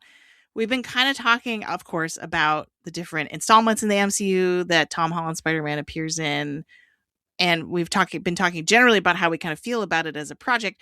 But I want to specifically tackle this idea of like how much of this Spider-Man has been molded and defined by being in the MCU, right? Because as in No Way Home, as they kind of point out of the three Spider-Men, he's the only one that's worked in a team. And that exchange, again, very, very funny, well written, where he's just like, not to brag or anything, but I'm in the Avengers. Or I was in the Avengers, right? And they're like, "What's an Avenger?" It's just so funny. But like very quickly that exchange, it's supposed to be funny, but like it very quickly sort of shows, oh wait, Tom Holland Spider-Man is actually pretty different. And we mentioned this earlier, right? Like just all the villains that are kind of associated with Garfield and Maguire's runs, and the idea of like, okay, you got to start with him getting bitten by the spider, right? They kind of have a little bit more in common than Tom Holland. So what do we make of that? Like how much of it actually is because he has to be both a Spider-Man in his own movies and a part of these other MCU connections? What do we think? Well, I will say that I rewatched the three standalone movies, which maybe is also why Infinity War, Endgame, and Civil War got a little short shrift in my rankings here. I didn't go back to watch those or excerpts from those, but I watched it, and it is interesting how every Spider-Man movie is like, and it's Spider-Man with a prominent character from the MCU. So it's Tony Stark in Homecoming. It's Nick Fury, quote unquote Nick Fury, in Far From Home, and then it's Doctor Strange in No Way Home, and then Brand New Day, at least in the marketing, is Bruce Banner / Hulk. He's sort of there as the secondary person in the movie. As much as any of the other Spider-Man characters, which works because it has the sort of tendrils and connections. But there is a little bit where I'm like, Tom Holland is so good, and like this is such a great Spider-Man, and like the high school Queens friendly neighborhood Spider-Man thing is like I do really want. I wish we could have had more space for that, and maybe I think the time for that is past. Tom Holland still looks like a baby, but he is 30 or about to turn 30. And, time has gone by, even fictional time. So, he was 19 because I did look this up earlier and put in the outline. He is 19 when he starts in Civil War. He's 19. Mm-hmm. Now he's 30. Right. That just makes me feel old. And he looked 15 in Civil War, and now he looks like 19 or maybe 20. Right. But yeah, I mean, I think that, the reality of it is you want, where we were, like the idea of Spider-Man being part of this successful version of Marvel. And again, it is very funny, and rewatching No Way Home reminded me of the Patton Oswalt stand-up routine from long before the MCU started, not long before, but before the MCU started, where it's blasphemous. So I apologize for anybody who is upset. He's talking about how, like, if Jesus were a superhero, like he would not be like, he wouldn't make it on the X-Men. And it would be like, what is it that you do? And he's like, I can walk on water. I could turn some water into wine. If you have some food, I can make it more food. And they're like, so you could just make sandwiches? And he's like, no, but I can like make it more food. Like, and they're like, okay, yeah, I don't think we have any spots, but there may be a spot on the Avengers. They've got a guy with a bow and arrow. They'll take anybody. And it's like, that's where the Avengers, where's the idea of like the Avengers? Wow, what is that? Like, who knows what that is? But, you know, that obviously the balance of power in the Marvel universe had shifted. And the Avengers were the big deal. Seeing Spider-Man a part of that was awesome. And so we kind of did want to have that. And I think that does make sense. That has led to, like, you know, somehow sometimes they seem to constantly be taking characters and they're like, this guy's going to be big.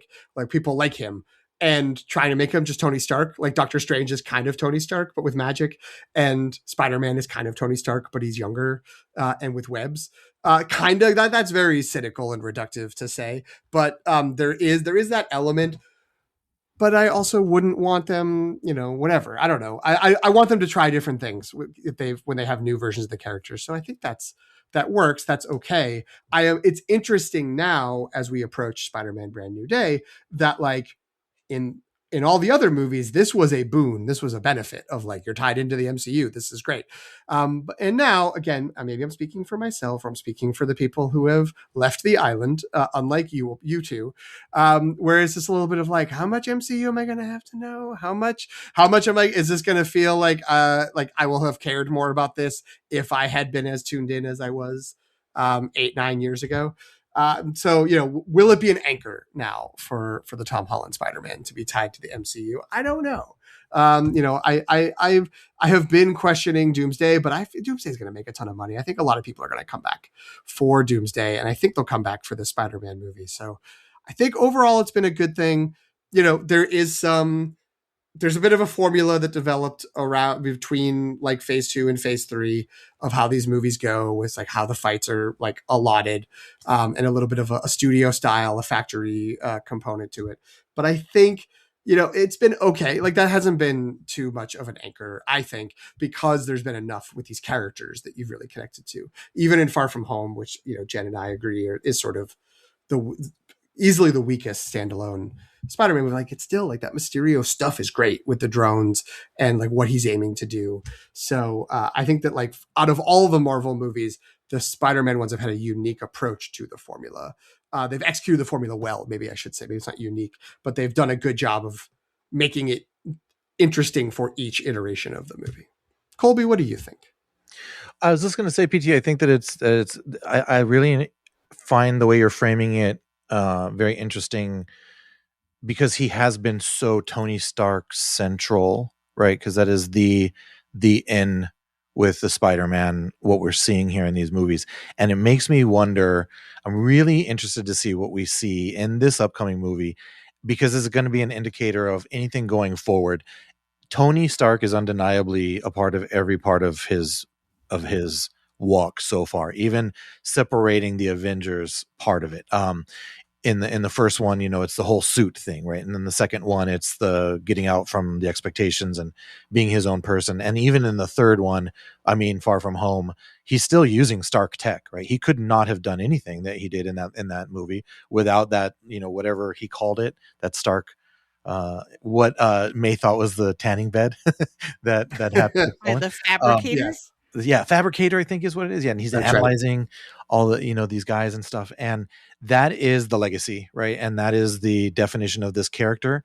But like I said, it has now spent all this time putting him in a position where that's no longer going to be the case, right? And we saw even a little bit of it when he is on that freeway overpass and he's looking for the MIT admissions person, and he's trying to use the facial recognition and it's not working, and he's like, oh, I got to do this myself, right? So then he goes and he starts physically looking. I wonder how much of that is going to turn itself into Brand New Day, and how much that's going to inform the character if we continue getting movies. And I'm actually quite interested in, and I know this isn't a recap of Comic-Con, but this was just this past weekend. What did they announce in Comic-Con They didn't. They did a little bit of more trailer. I don't know if it's trailer or just footage for Doomsday. They announced the actor who's going to be the new Black Panther, which I'm thrilled about, and they confirmed Black Panther release date, I guess, is 2028. Is that right? Because we've got Doomsday this year, we've got Secret War in 27, Black Panther in 28, Ghost Rider, Ryan Gosling. This is the most This random is piece of news ever. so out of left field, but again, also just a one character. There's not a team up. This is not a universe shaking event like a Secret War, or a Doomsday, or an Endgame. So I'm really interested that they've put so much focus on singular characters. Does that mean we're going to get more singular character stories? I would love that. That would be super cool. I'm okay with that, as much as I love a team up. And what does that mean for Spider-Man? We know Tom Holland loves playing a character. As long as he can keep that youthful glow, he's going to continue to play the character. And does that mean we're going to get another trilogy with him? And is it going to be more of your street level friendly neighborhood Spider-Man, just teaming up with other characters like you're mentioning, Hulk and whatnot? Maybe we will get a college version of what we wanted to see in high school but didn't get. Maybe he experiences that through MIT, because I think he's going to MIT in this. I don't know. I can't really tell, but it just makes me very interested. He's at least nearby. Like, Ned and MJ are in MIT. Yes, and he doesn't exist. Oh, but he's living. He's like across the hall from them, isn't he? Like, he's going to their party. He gets invited to like a apartment warming party or something like that they throw. Every single time. Ezra Bridger somehow also there. Ezra Bridger, exactly. Yeah, so I'm just interested to see where this goes with the new, because they've sort of maybe they've run the course with his involvement in the Avengers, and now we are going to get that kind of stuff we haven't gotten yet. Yeah, I mean, the movie is very pointedly called Brand New Day, which indicates some kind of like wiping of the slate clean, starting over. And that is obviously part of the plot premise, refers to that, right? Because it's like, well, everybody, Spider-Man, Peter Parker as a character has to start over because nobody remembers him. He's kind of getting a hard reset of like, okay, now I got to start back from scratch with my homemade costume. And so that's I think it's a really interesting question. I'm on the edge of my seat to find out how much this movie either answers your question or just refuses to engage with it at all. Because I think that's also entirely possible, that this will be just focusing on the Peter, MJ, Ned storyline, as opposed to trying to connect with Doomsday or other stuff that might be coming down the pipeline. And actually, like, to answer my earlier question, I do think that, yes, a lot of what Tom Holland Spider-Man has become is heavily influenced by the role that he has played in the MCU. But I do think because the standalone movies are so strong, and we've had the standalone movies pretty evenly interspersed between the other appearances, more or less, like, we mentioned COVID kind of throws it off a little bit, but like that he has had time to develop his own story and his own identity independent of the MCU's plotline. And like, because MJ and Ned are so, like, because those characters are so strong, and I just realized it was egregious that I didn't actually put separate questions for them on the outline, or like to talk about them separately. But like, because they are so strong, and that trio, I think, stands very strong on its own. I do think that that if they wanted to just be like, Brand New Day is just its own thing, we're not even going to talk about, like, maybe Tony Stark Industries is written on something, but we're not going to like try to bend over backwards with the exposition to be like, and therefore, because of the blip and because of, what I mean? Like, I'd like to think that Marvel's learned its lesson by now, and that people don't want that anymore, or they don't want the old version of that anymore. They want something. If we're going to do that, they want something new that we're building from scratch. Maybe that's what this movie is. That would be cool. I hope so. Should we briefly mention the other cinematic universe that Tom Holland Spider-Man is a part of? Sony's Spider-Man Universe. I think now maybe ended, but listen to this murderer's row of movies that I think we're trying to build up to a Sinister Six crossover with Spider-Man. Venom. Already said positive things about Venom. I like the first two Venom movies at least. Haven't seen the last one. Venom: Let There Be Carnage. Morbius, Madam Web, Venom: The Last Dance, and Kraven the Hunter. So none of those movies. I guess the first couple of Venom movies were quite successful. Yeah. And then there's the other movies that also came out. Morbius, I have seen. It's terrible. Was it Morbin time? It was bad. It was so bad. I did not actually see Madam Web, which I feel bad because I want to support Dakota Johnson, but I did see Madam Web. And don't do that. Okay. I don't think you're supporting Dakota Johnson by watching that movie based on she wouldn't want me to watch that movie. Her hostage video level performance that's in that movie. But yeah, I mean, the goal, it seemed, was to build up this collection of villains, or at least anti-heroes, who could form a Sinister Six or Sinister Six-like organization, and then they'd bring Tom Holland Spider-Man in to fight them somehow, and presumably were like carrying along. The plan was back far enough where they were like, and then Kang the Conqueror will bring them in, right? Or whatever was going to be happening with multiverse stuff. And that doesn't seem like that's going to happen. It does still have Spider Noir, which is counted, at least on Wikipedia, as being in the Sony Spider-Man universe. So that makes me think that what they're going to do is just take the animated Spider-Verse stuff and the things they want to pull into live action. Maybe they'll consider trying to cross that over at some point, but I think that's all there is to say about that. We still also need to get live action Miles Morales at some point, presumably, right? Like they make a pretty overt, Donald Glover's still out there, cute reference to him, right? Just again, Andrew Garfield, the MVP of that movie, where Jamie Foxx is like, I really thought you'd be black.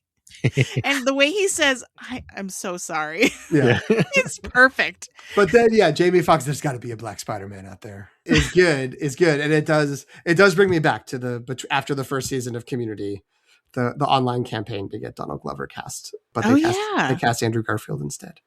Speaking of Donald Glover, one of my absolute favorite scenes of all the Spidey stuff in the first one, and home when he's got he webs his hand to his trunk and he's like, can I give you a little advice? He's like, you got to get better at this part of the job. Yeah.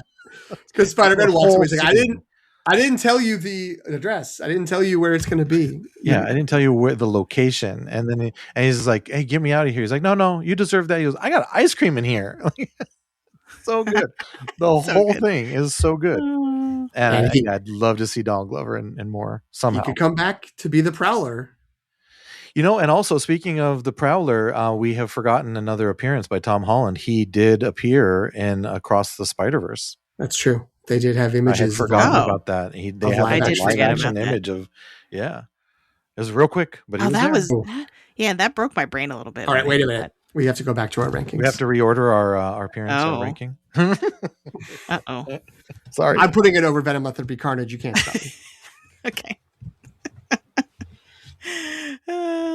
I think maybe we could specify the lists are live action. I mean, it's technically the appearance of him is live action, but the movie's not live action. We didn't do this, but if we were to be like, we're comparing the different I think if we're comparing Spider-Man, bringing in that Miles Morales, like that makes it real different because you get both Miles and you get the older Peter Parker. That's so good. Those two movies are so good. I love them so much. I can't wait to see what they do with that third one. Anyway. Yes. So I guess, okay. So we did a really good job of talking about the MCU's impact on Tom Holland Spider-Man. Do we feel like the time at which the other Spider-Man movies, and we can include it into Across the Spider-Verse, the animated movies in this as well, are a product of their time? Like to historicize. Like, is there can we historicize all these different versions of Spider-Man as a product of the time that they were made? I love this question.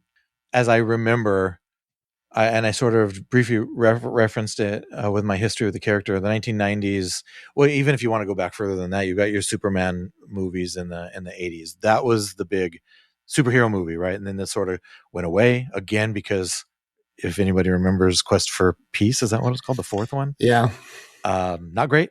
So then superheroes sort of go away, and then you've got Batman 1989, and that's big again, boom. And then you have early 90s, you've got early part of the decade is quite good, right? You've got Batman Returns, the Teenage Mutant Ninja Turtles come out, you've got the Crow was great.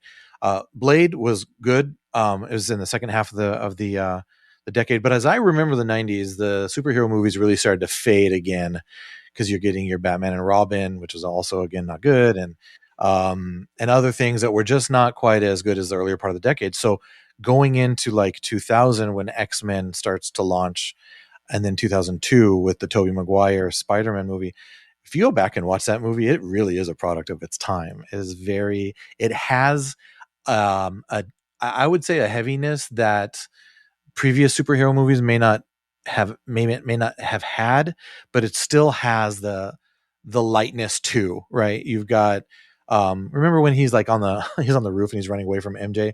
I'm your friendly neighborhood Spider-Man. He just like runs off.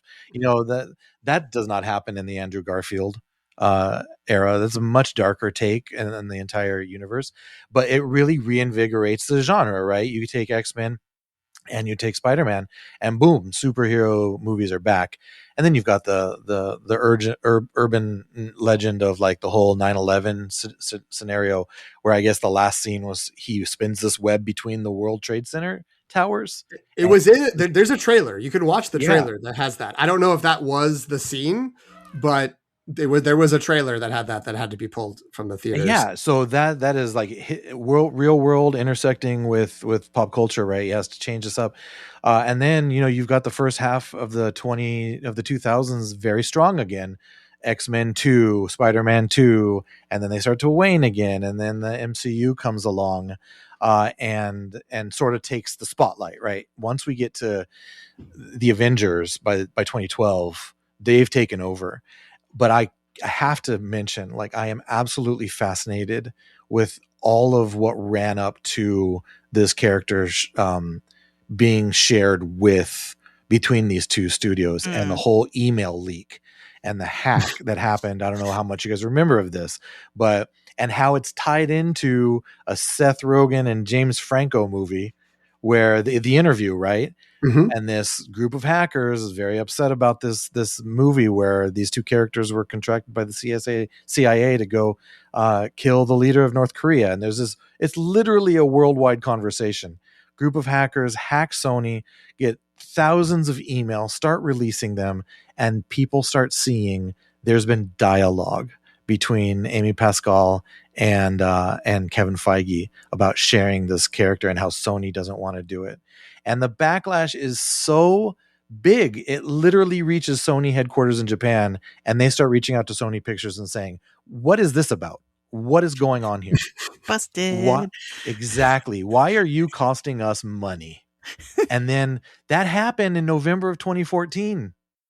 And by February of 2015, miraculously, there's an agreement to share this character. Mm-hmm. It was that short of a time frame. And if it weren't for that chain of events, we're not even having this conversation. And I just think it's so fascinating. And I love looking at movies as sort of like a reflection of the culture that it's made in. You get to learn about the culture and the people. It's almost like a primary source of the culture that you can look back and study it historically. And when you couple those real world events and tie it into this character that we're talking about, especially this iteration, I find it to be a fascinating stretch of film history. I agree with Colby that hacking is good. And it's great when private documents are released. Yeah, how did you know that? You read between the lines so well. That seems very good. But you're right. I had forgotten. Like I remember that was part of it. Although for some dumb reason, I think more about the 21 Jump Street Men in Black crossover that was revealed in the hack than I do. But this is, I think, the most culturally impactful thing that came out of it. That apart from the concerns about data privacy and corporate espionage, blah, blah, blah. But yeah, that it did lead to this sort of reconciliation. And it also felt like that was such a seismic change that it kind of papered over all the weird, like corporate, territory fights and the weird, like there was that kind of, who's the guy? Prasad, was that his last name? Who was like the guy who worked at Marvel, who was in charge of licensing out movies to studios. I think it's Assad. Assad. Okay. Assad. Okay. And he also was the guy that was like, no one ever wants to see a superhero movie that stars a woman or stars a minority. So he was a problem. And when he died, we got Black Panther and Black Widow. So anyway, but like he was very territorial because he had been part of the negotiations with Fox for X-Men and Fantastic Four and with Sony for Spider-Man. And he was just like, you made your choices and then we made something better. So no, I will not be a part of this. And so like he was taking my ball and going home. Yeah. He was also like a factor in that got like, they thankfully pushed to the side on all this. So that is super interesting that like, that element to it. And I agree, Colby, with what you were saying about the sort of the pieces, the way I would think about it is, you're right. There is this sort of Spider-Man as came out with those X-Men movies as this, another kind of crest. It's interesting. We're so used to comic book movies being so dominant now for close to 20 years. But it used to be, it would be like, they'd get like 3 or 4 years. We get a few good comic book movies. Then we get a fallow period where there'd be like 4 or 5 years of either nothing or one terrible movie led to it being quiet for a while. And so this was coming out of one of those fallow periods. And the thing that I remember, 2 things that I think of in terms of broader movements was the X-Men movie seemed very into the idea of like, we're going to be serious and not really acknowledge we're a comic book movie. And, up to the point where Hugh Jackman has like some joke about like, I'm not going to wear like some yellow jumpsuit, which, okay, whatever. Ha ha ha. And right. We got our revenge with Deadpool and Wolverine. Like, you're right. And having just watched the new Masters of the Universe movie, now that it's finally on Prime, I can tell you 26 years later, we still have IP characters being like, look at this dumb thing that I'm an IP of. Like, can you believe how dumb this all is? So we haven't broken that cycle of self-abuse yet. But so like when we got the Tobey Maguire Spider-Man movie, it was a little bit more just like, oh, this is kind of just happy to be a comic book movie. Like, it is doing things that are not, it's not quite like Ang Lee's Hulk that physically had panels on the screen, but it has those sort of those Sam Raimi, which he's been doing since The Evil Dead, of like images like appearing and dissolving over a character's face to like show what they're thinking, which felt very comic booky. And that ties into, it was sort of like, okay, who is someone who's got like style and vision and a directorial approach to things? Okay, here are the keys. Like, make a movie, like have it be good.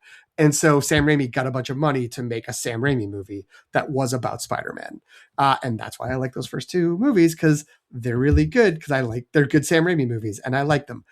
I kind of still like, I like half of Doctor Strange and the Multiverse of Madness, because half of it feels like a Sam Raimi movie. The half that feels like an MCU movie, not so much. Same thing with Spider-Man 3. It's a little half and half of like, we're cooking up a couple more sequels and spin-offs. And then also you can make your own movie in the spots that we left behind for you. And so that's great. And that's interesting. And along with that, someone else got the keys to a big franchise. And it was Christopher Nolan. They're like, do your thing in Batman. And so he got to make 3 Batman movies. And it's interesting to remember when I think about the Amazing Spider-Man movies with Andrew Garfield, it's that in, what were those movies, like 2011 and 2014, I want to say, that it was in the wake of the big summer of 2008. And the lessons that people were taking in the moment was, it's the comic book movie we need to emulate, The Dark Knight. And not Iron Man. The Dark Knight is the path to success. Iron Man is just kind of whatever. It's its own thing. And by the time you get to 2014, it was like, oh, that was a mistake. Because Avengers rules. The MCU is standing tall. The actual child of The Dark Knight is Man of Steel. Again, we know we have Zack Snyder fans out there, but that's not the way. That's not the way. That's not the path to make these successful movies. And so Amazing Spider-Man is darker. It's grimmer. It has everything's grimier. There's a new like twisted backstory about who Peter's real parents and what happened with them. Don't worry. They'll give you the answers to that in the third movie. Oops. But it's an interest, like it doesn't work, and I don't think it really doesn't fit Spider-Man, especially when Garfield is so good at playing the wisecracking part of Spider-Man, which just doesn't fit in that whole thing. So it is interesting to sort of see the Hollywood trends of like what are we aiming to do, and like the late 90s, early 2000s is take people who have made these like indie movies, Bryan Singer, sorry everyone, and Sam Raimi, give him the keys. And then Christopher Nolan. And then later it's The Dark Knight was this big movie. We can be successful like The Dark Knight. And then we got to be like the MCU, cresting into, we're just going to be the MCU. We're going to team up with the MCU. And now we're part of the MCU. And that, again, I have my notes about like how much I want like more standalone Spider-Man in my Tom Holland Spider-Man movies, but it's been very successful for them. I think both, certainly financially and I think also creatively. I think, that was really well. I have nothing to add to this question now because you, both of you covered it so well. I guess what I'll add is that as you were talking, I really didn't remember how the timeline of these different movies overlapped in a way that does feel in retrospect like kind of these like sliding door moments where like one, like we converge and diverge in different ways at different times. In particular, the idea that the Andrew Garfield Spider-Man movies are like almost counter programming to the earlier MCU movies, right? Like that, my brain had not kind of like recognized that those two timelines overlapped in a way that seems like, oh wow, yeah, those would have felt like really different approaches to superhero movies at the time. I mean, the other thing too is like you can definitely historicize like the tone and the mood of some of these portrayals of Spider-Man with like what's happening in the world and kind of the cultural moment, right? Like, so you mentioned 9/11, like those Tobey Maguire as Spider-Man does feel like the Spider-Man that would be post 9/11. You know what I mean? Yeah. Like in terms of what the way people are feeling and kind of what void he is filling and how he is a little melancholy and despondent because for the rest of the real world, like, or at least in the United States, like the world we knew is largely broken, right? Like, or like some weird, we violated Zeus's law, to bring it back to the Odyssey.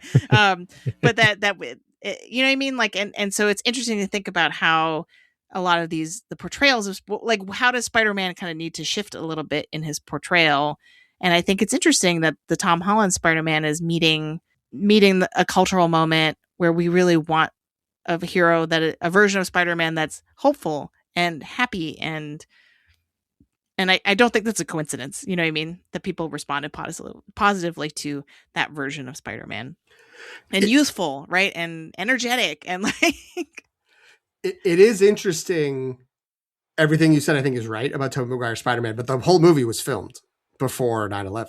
Like the movie was made, but except for whatever changes they might have had to make for the ending, right. Unclear if that was just for a trailer. I will say I was living in New York at the time when Spider-Man came out, and I saw it in New York City, and I remember the crowd in New York not being down with the moment in Spider-Man, which I think was a pickup, was added when he's fighting, he's trying to keep the thing on the bridge. It's like, are you going to save the bus full of kids or are you going to save Mary Jane? And then all people on the bridge start throwing stuff at the Green Goblin. And some guy has a line that's like, hey, we're New Yorkers. If you attack one of us, you attack us all. The theater was like, screw you. Like, go away, right. Hollywood. We don't like that. That's like one of the only moments in that movie that I'm still like, oh yeah, that feels very pandering in a post 9/11 like pickups. I will also note, just because I wanted to double check, it was the Amazing Spider-Man movies were 2012 and 2014. So I will just say to further get into your brain, Jen, about like what was happening. So the first Andrew Garfield movie came out the same year as The Dark Knight Rises and The Avengers.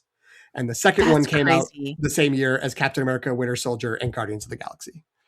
So what a weird like mistake those movies are of like trying something and just being like, oh, we're not, this isn't working. Doomed from the start. Yeah. Andrew Garfield and Emma Stone are very good in those movies. They really are. They really are. That one library fight with Stan Lee in I think it's the first one. That's so good. And the rest of the movies are very And Andrew bad. Garfield was such a great ambassador for the character too, because he's shown up at Comic-Con dressed as Spider-Man, and everybody knew that he was so desperate to play that role and loved it so much. So that's like the meta part of everything affecting things too, is like, poor guy, and so nice that he was able to come back and actually put a nice ending to that iteration of the character or No Way Home. And you really feel in his performance that he's aware of the opportunity that he has in being in that movie. I agree. Yeah, you do. And that he's like, this is my chance. This is my chance to take back this character that like history will largely remember me as the worst Spider-Man because my movies were the least successful. Right? Peter 3. Yeah. I also think to have a little Jasmine corner, I think it's possible that Andrew Garfield is still in love with Emma Stone and is never gotten over that relationship. Because I don't know if he's ever had a public relationship after that. And he Monica Barbaro.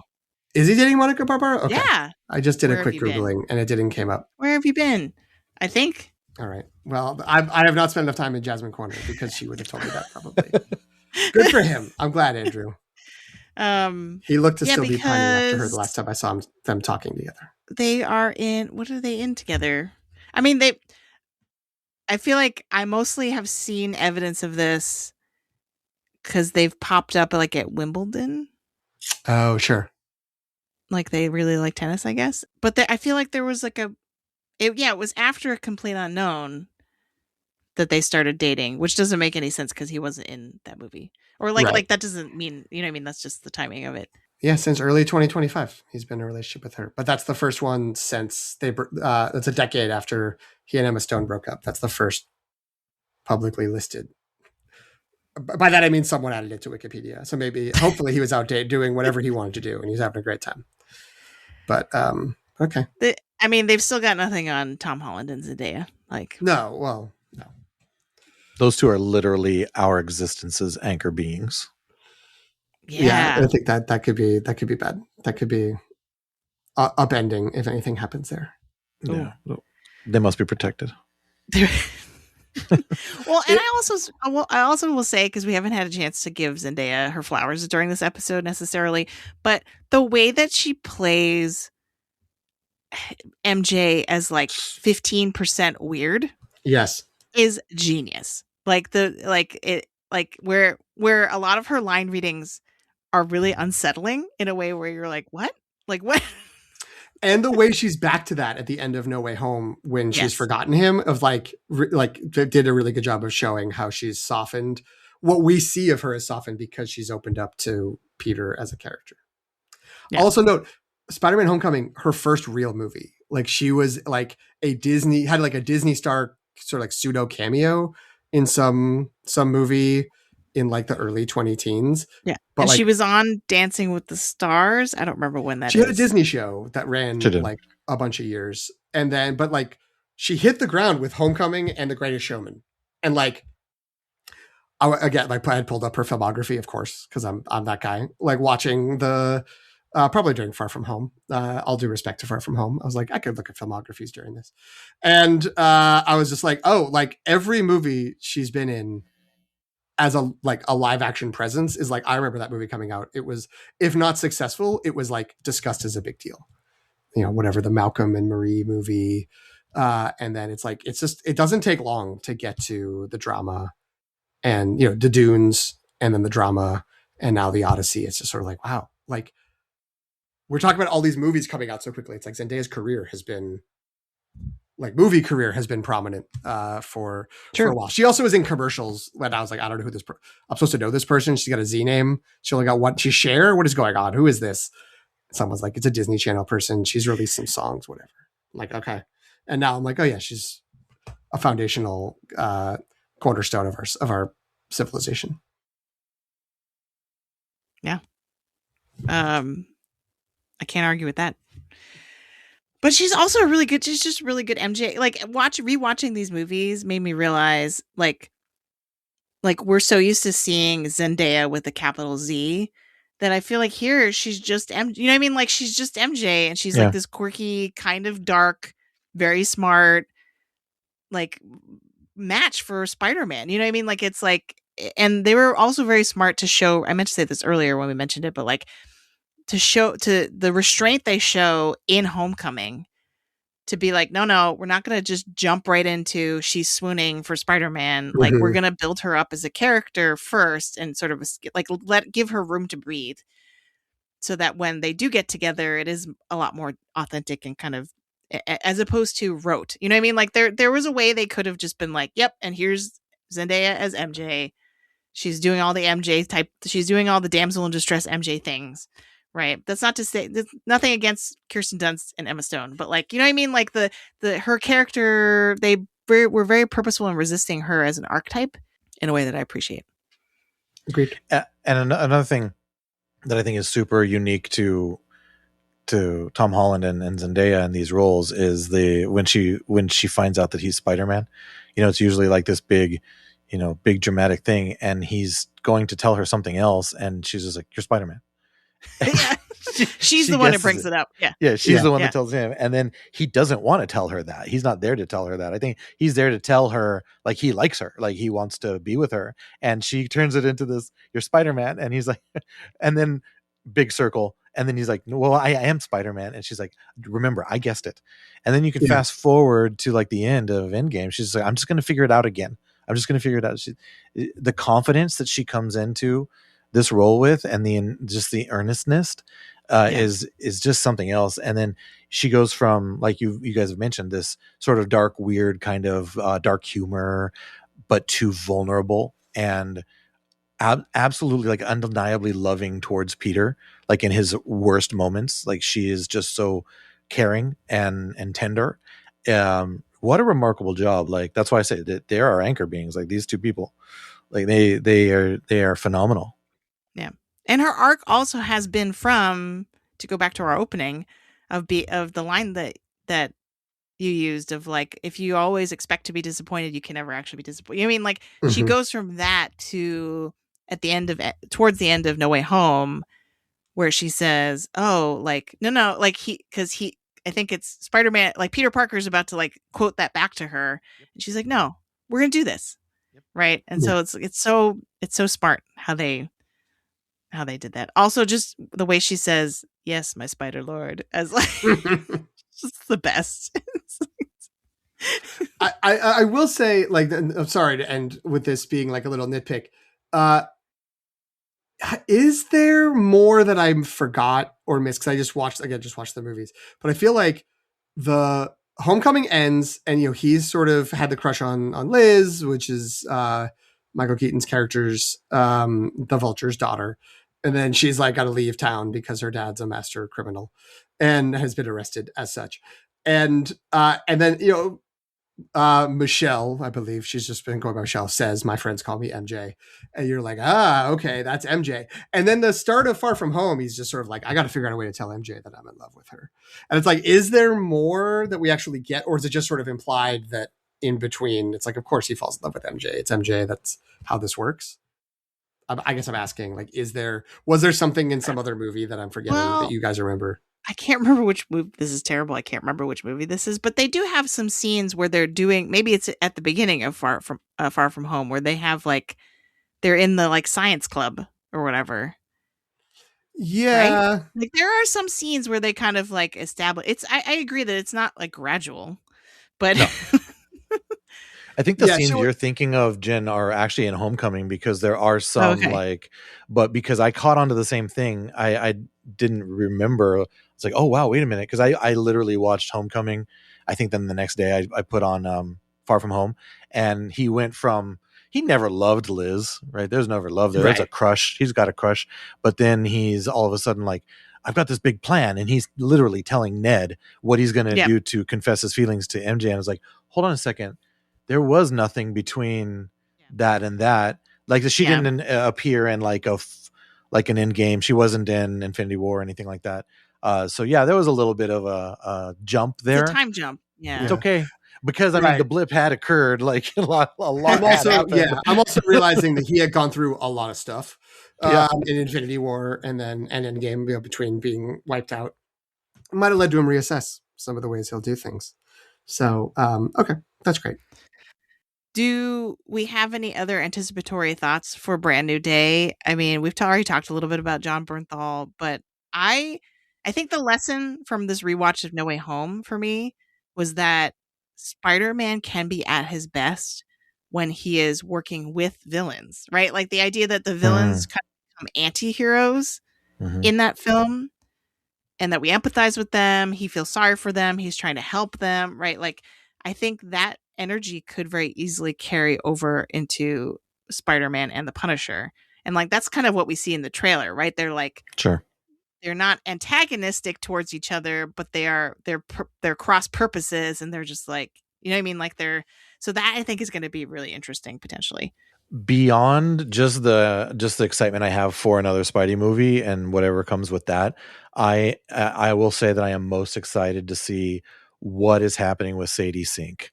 I am a huge Stranger Things fan.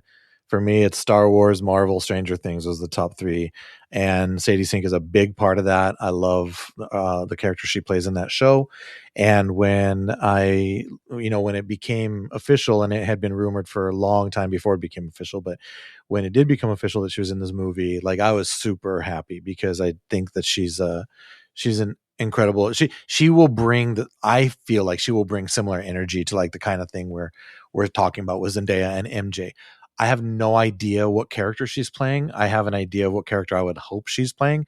And apparently in some corners of the internet, it's already foregone conclusion that she's playing this character, which I will not say who it is.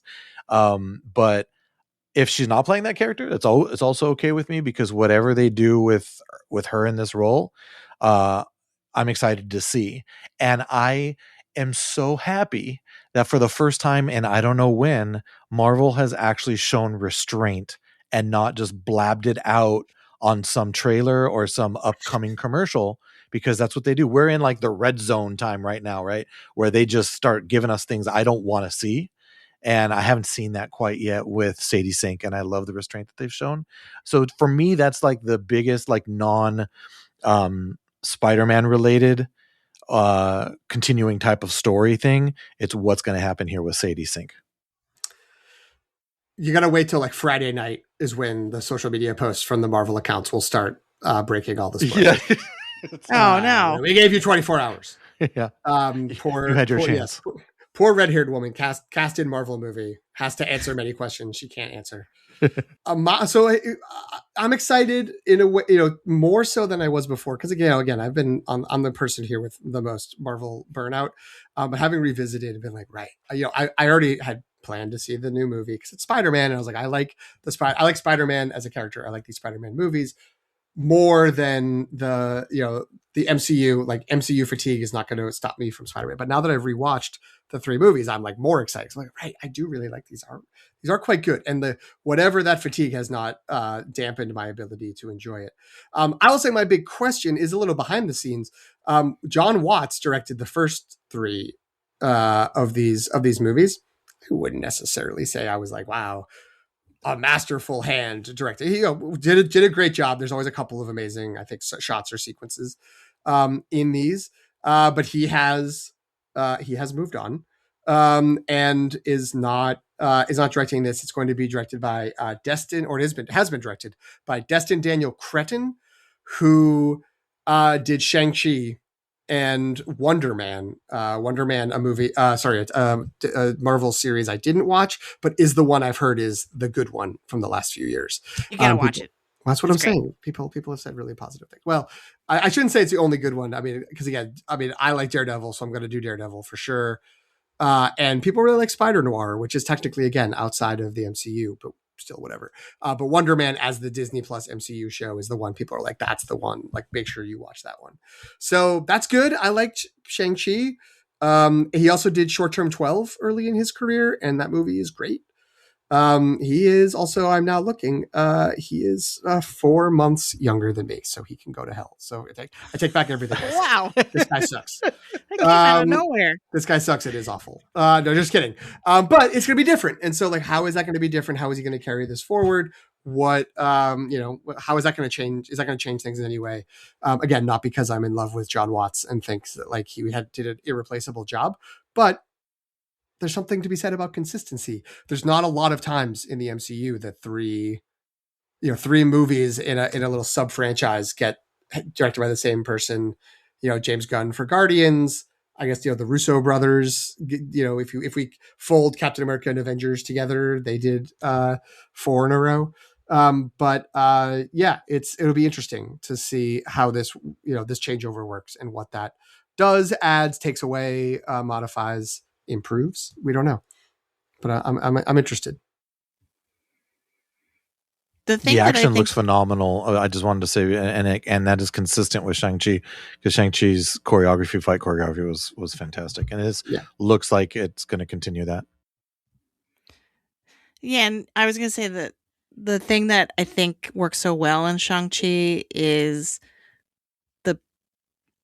the downplaying of him as a character, and by that I mean like that he's kind of just his life, like, at least in America, post like when he's going by Sean and not Shang-Chi, is just like he's just a regular dude, and so I feel like that plays really well with, or that could carry over into portraying Peter Parker sort of starting over, right? Like that he's kind of in his average Joe, average Peter era. And Shang-Chi's very funny too. All right, Colby, this has been an amazing conversation. Hey. Thank you for joining us. I'm glad. And listeners, you should know that it was like without hesitation. Like Colby was like the easiest guest that we have ever booked on the show. When I was like, Spider-Man at this time, he just said yes. No complications. It was amazing. So remind folks where they can find you and the Colby Cast and anything else that you want to plug. Yeah, at the Colby Cast, just like it sounds. My name is spelled like the cheese, not the basketball player. It's part of the Cheddar family. But yeah, so at the Colby Cast on all the socials. One of the reasons I love the Donald Glover scene in Homecoming is because he tells him he has to get better at this part of the job. That is how I feel about my social media presence. I need to get better at that part of the job. I could do. You're better. In good company here. Let's just put it. Oh yeah. It's a lot of work. But yes, you can find new episodes on all the socials. I put them out there, and then anywhere you find your fine podcasts like this one, you can find the Colby Cast. So, and we do it weekly. I mean, we've never missed a week. So knock on wood. It's going to continue. And even, when we don't have a new thing to talk about, we have this fun game where somebody just picks a movie randomly and we talk about it. So we've had opportunities to talk about, Shawshank Redemption and The Pianist. I don't know that I would have seen that movie, but one of my sons decided we should watch that and talk about it. So we did. So yeah, when it slows down in that time of the year, we do that kind of stuff. So yeah, you can find us on all the socials and all the podcatchers. Thank you. I really, really appreciate being included in this. And I did jump at the chance because I had so much fun watching all this Spidey stuff in the run up to this conversation and this movie. So it's like a perfect way to just sort of celebrate the new arrival. Yes. I'm so glad we could help you do your homework. That was also really fun for me, where I was like, favorite. I don't know if I would have rewatched as many as if we weren't doing this episode.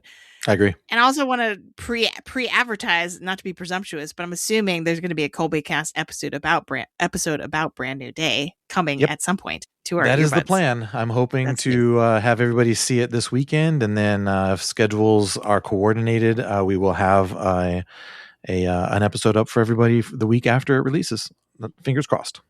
Yay. And PT, I want to manage our listeners' expectations that we're not going to have a Brand New Day episode potentially out for a little while, unless you and Greg pick up the web shooter and carry on while I'm on vacation. It is possible. Our host, who organizes everything and can produce her own web fluid without a shooter, is going to be out of town. So we only us mechanical spider beings can try to take it over, and who knows if we'll actually get that together.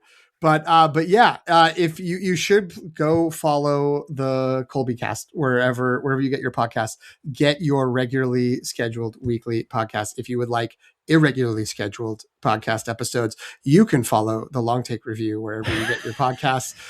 You can look for us on social media, Instagram, Threads, and Blue Sky. Maintained much more poorly than the Colby Cast social media. I can say that because I do it. I just need to give the passwords to Greg. Greg would actually do it with some gusto. I do it with a big degree of reluctance. And you can also email us. I should just say. No, I know. It was very dumb of me, but I was like, we should have this.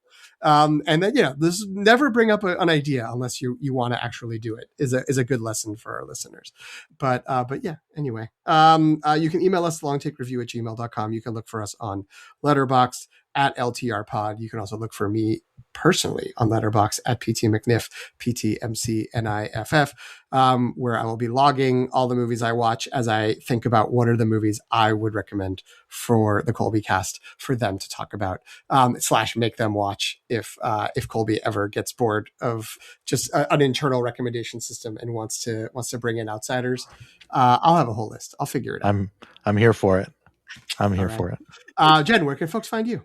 You can find me on Instagram, Threads, and Blue Sky at Sopchockchai, SOPCHOCKCHAI,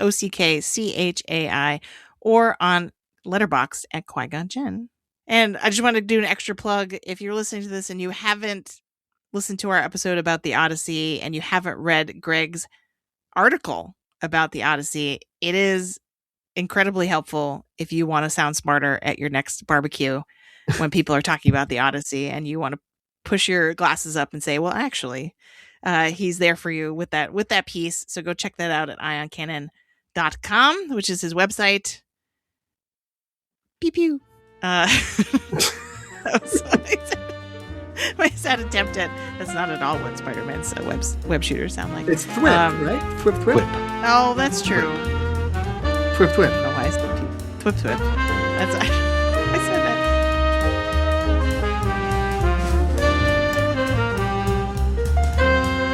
Thanks for listening. You can follow The Long Take Review on Substack at thelongtake.substack.com. Subscribe for free, and you'll be the first to know when a new episode drops. You'll also receive occasional written reviews of new Star Wars and Marvel.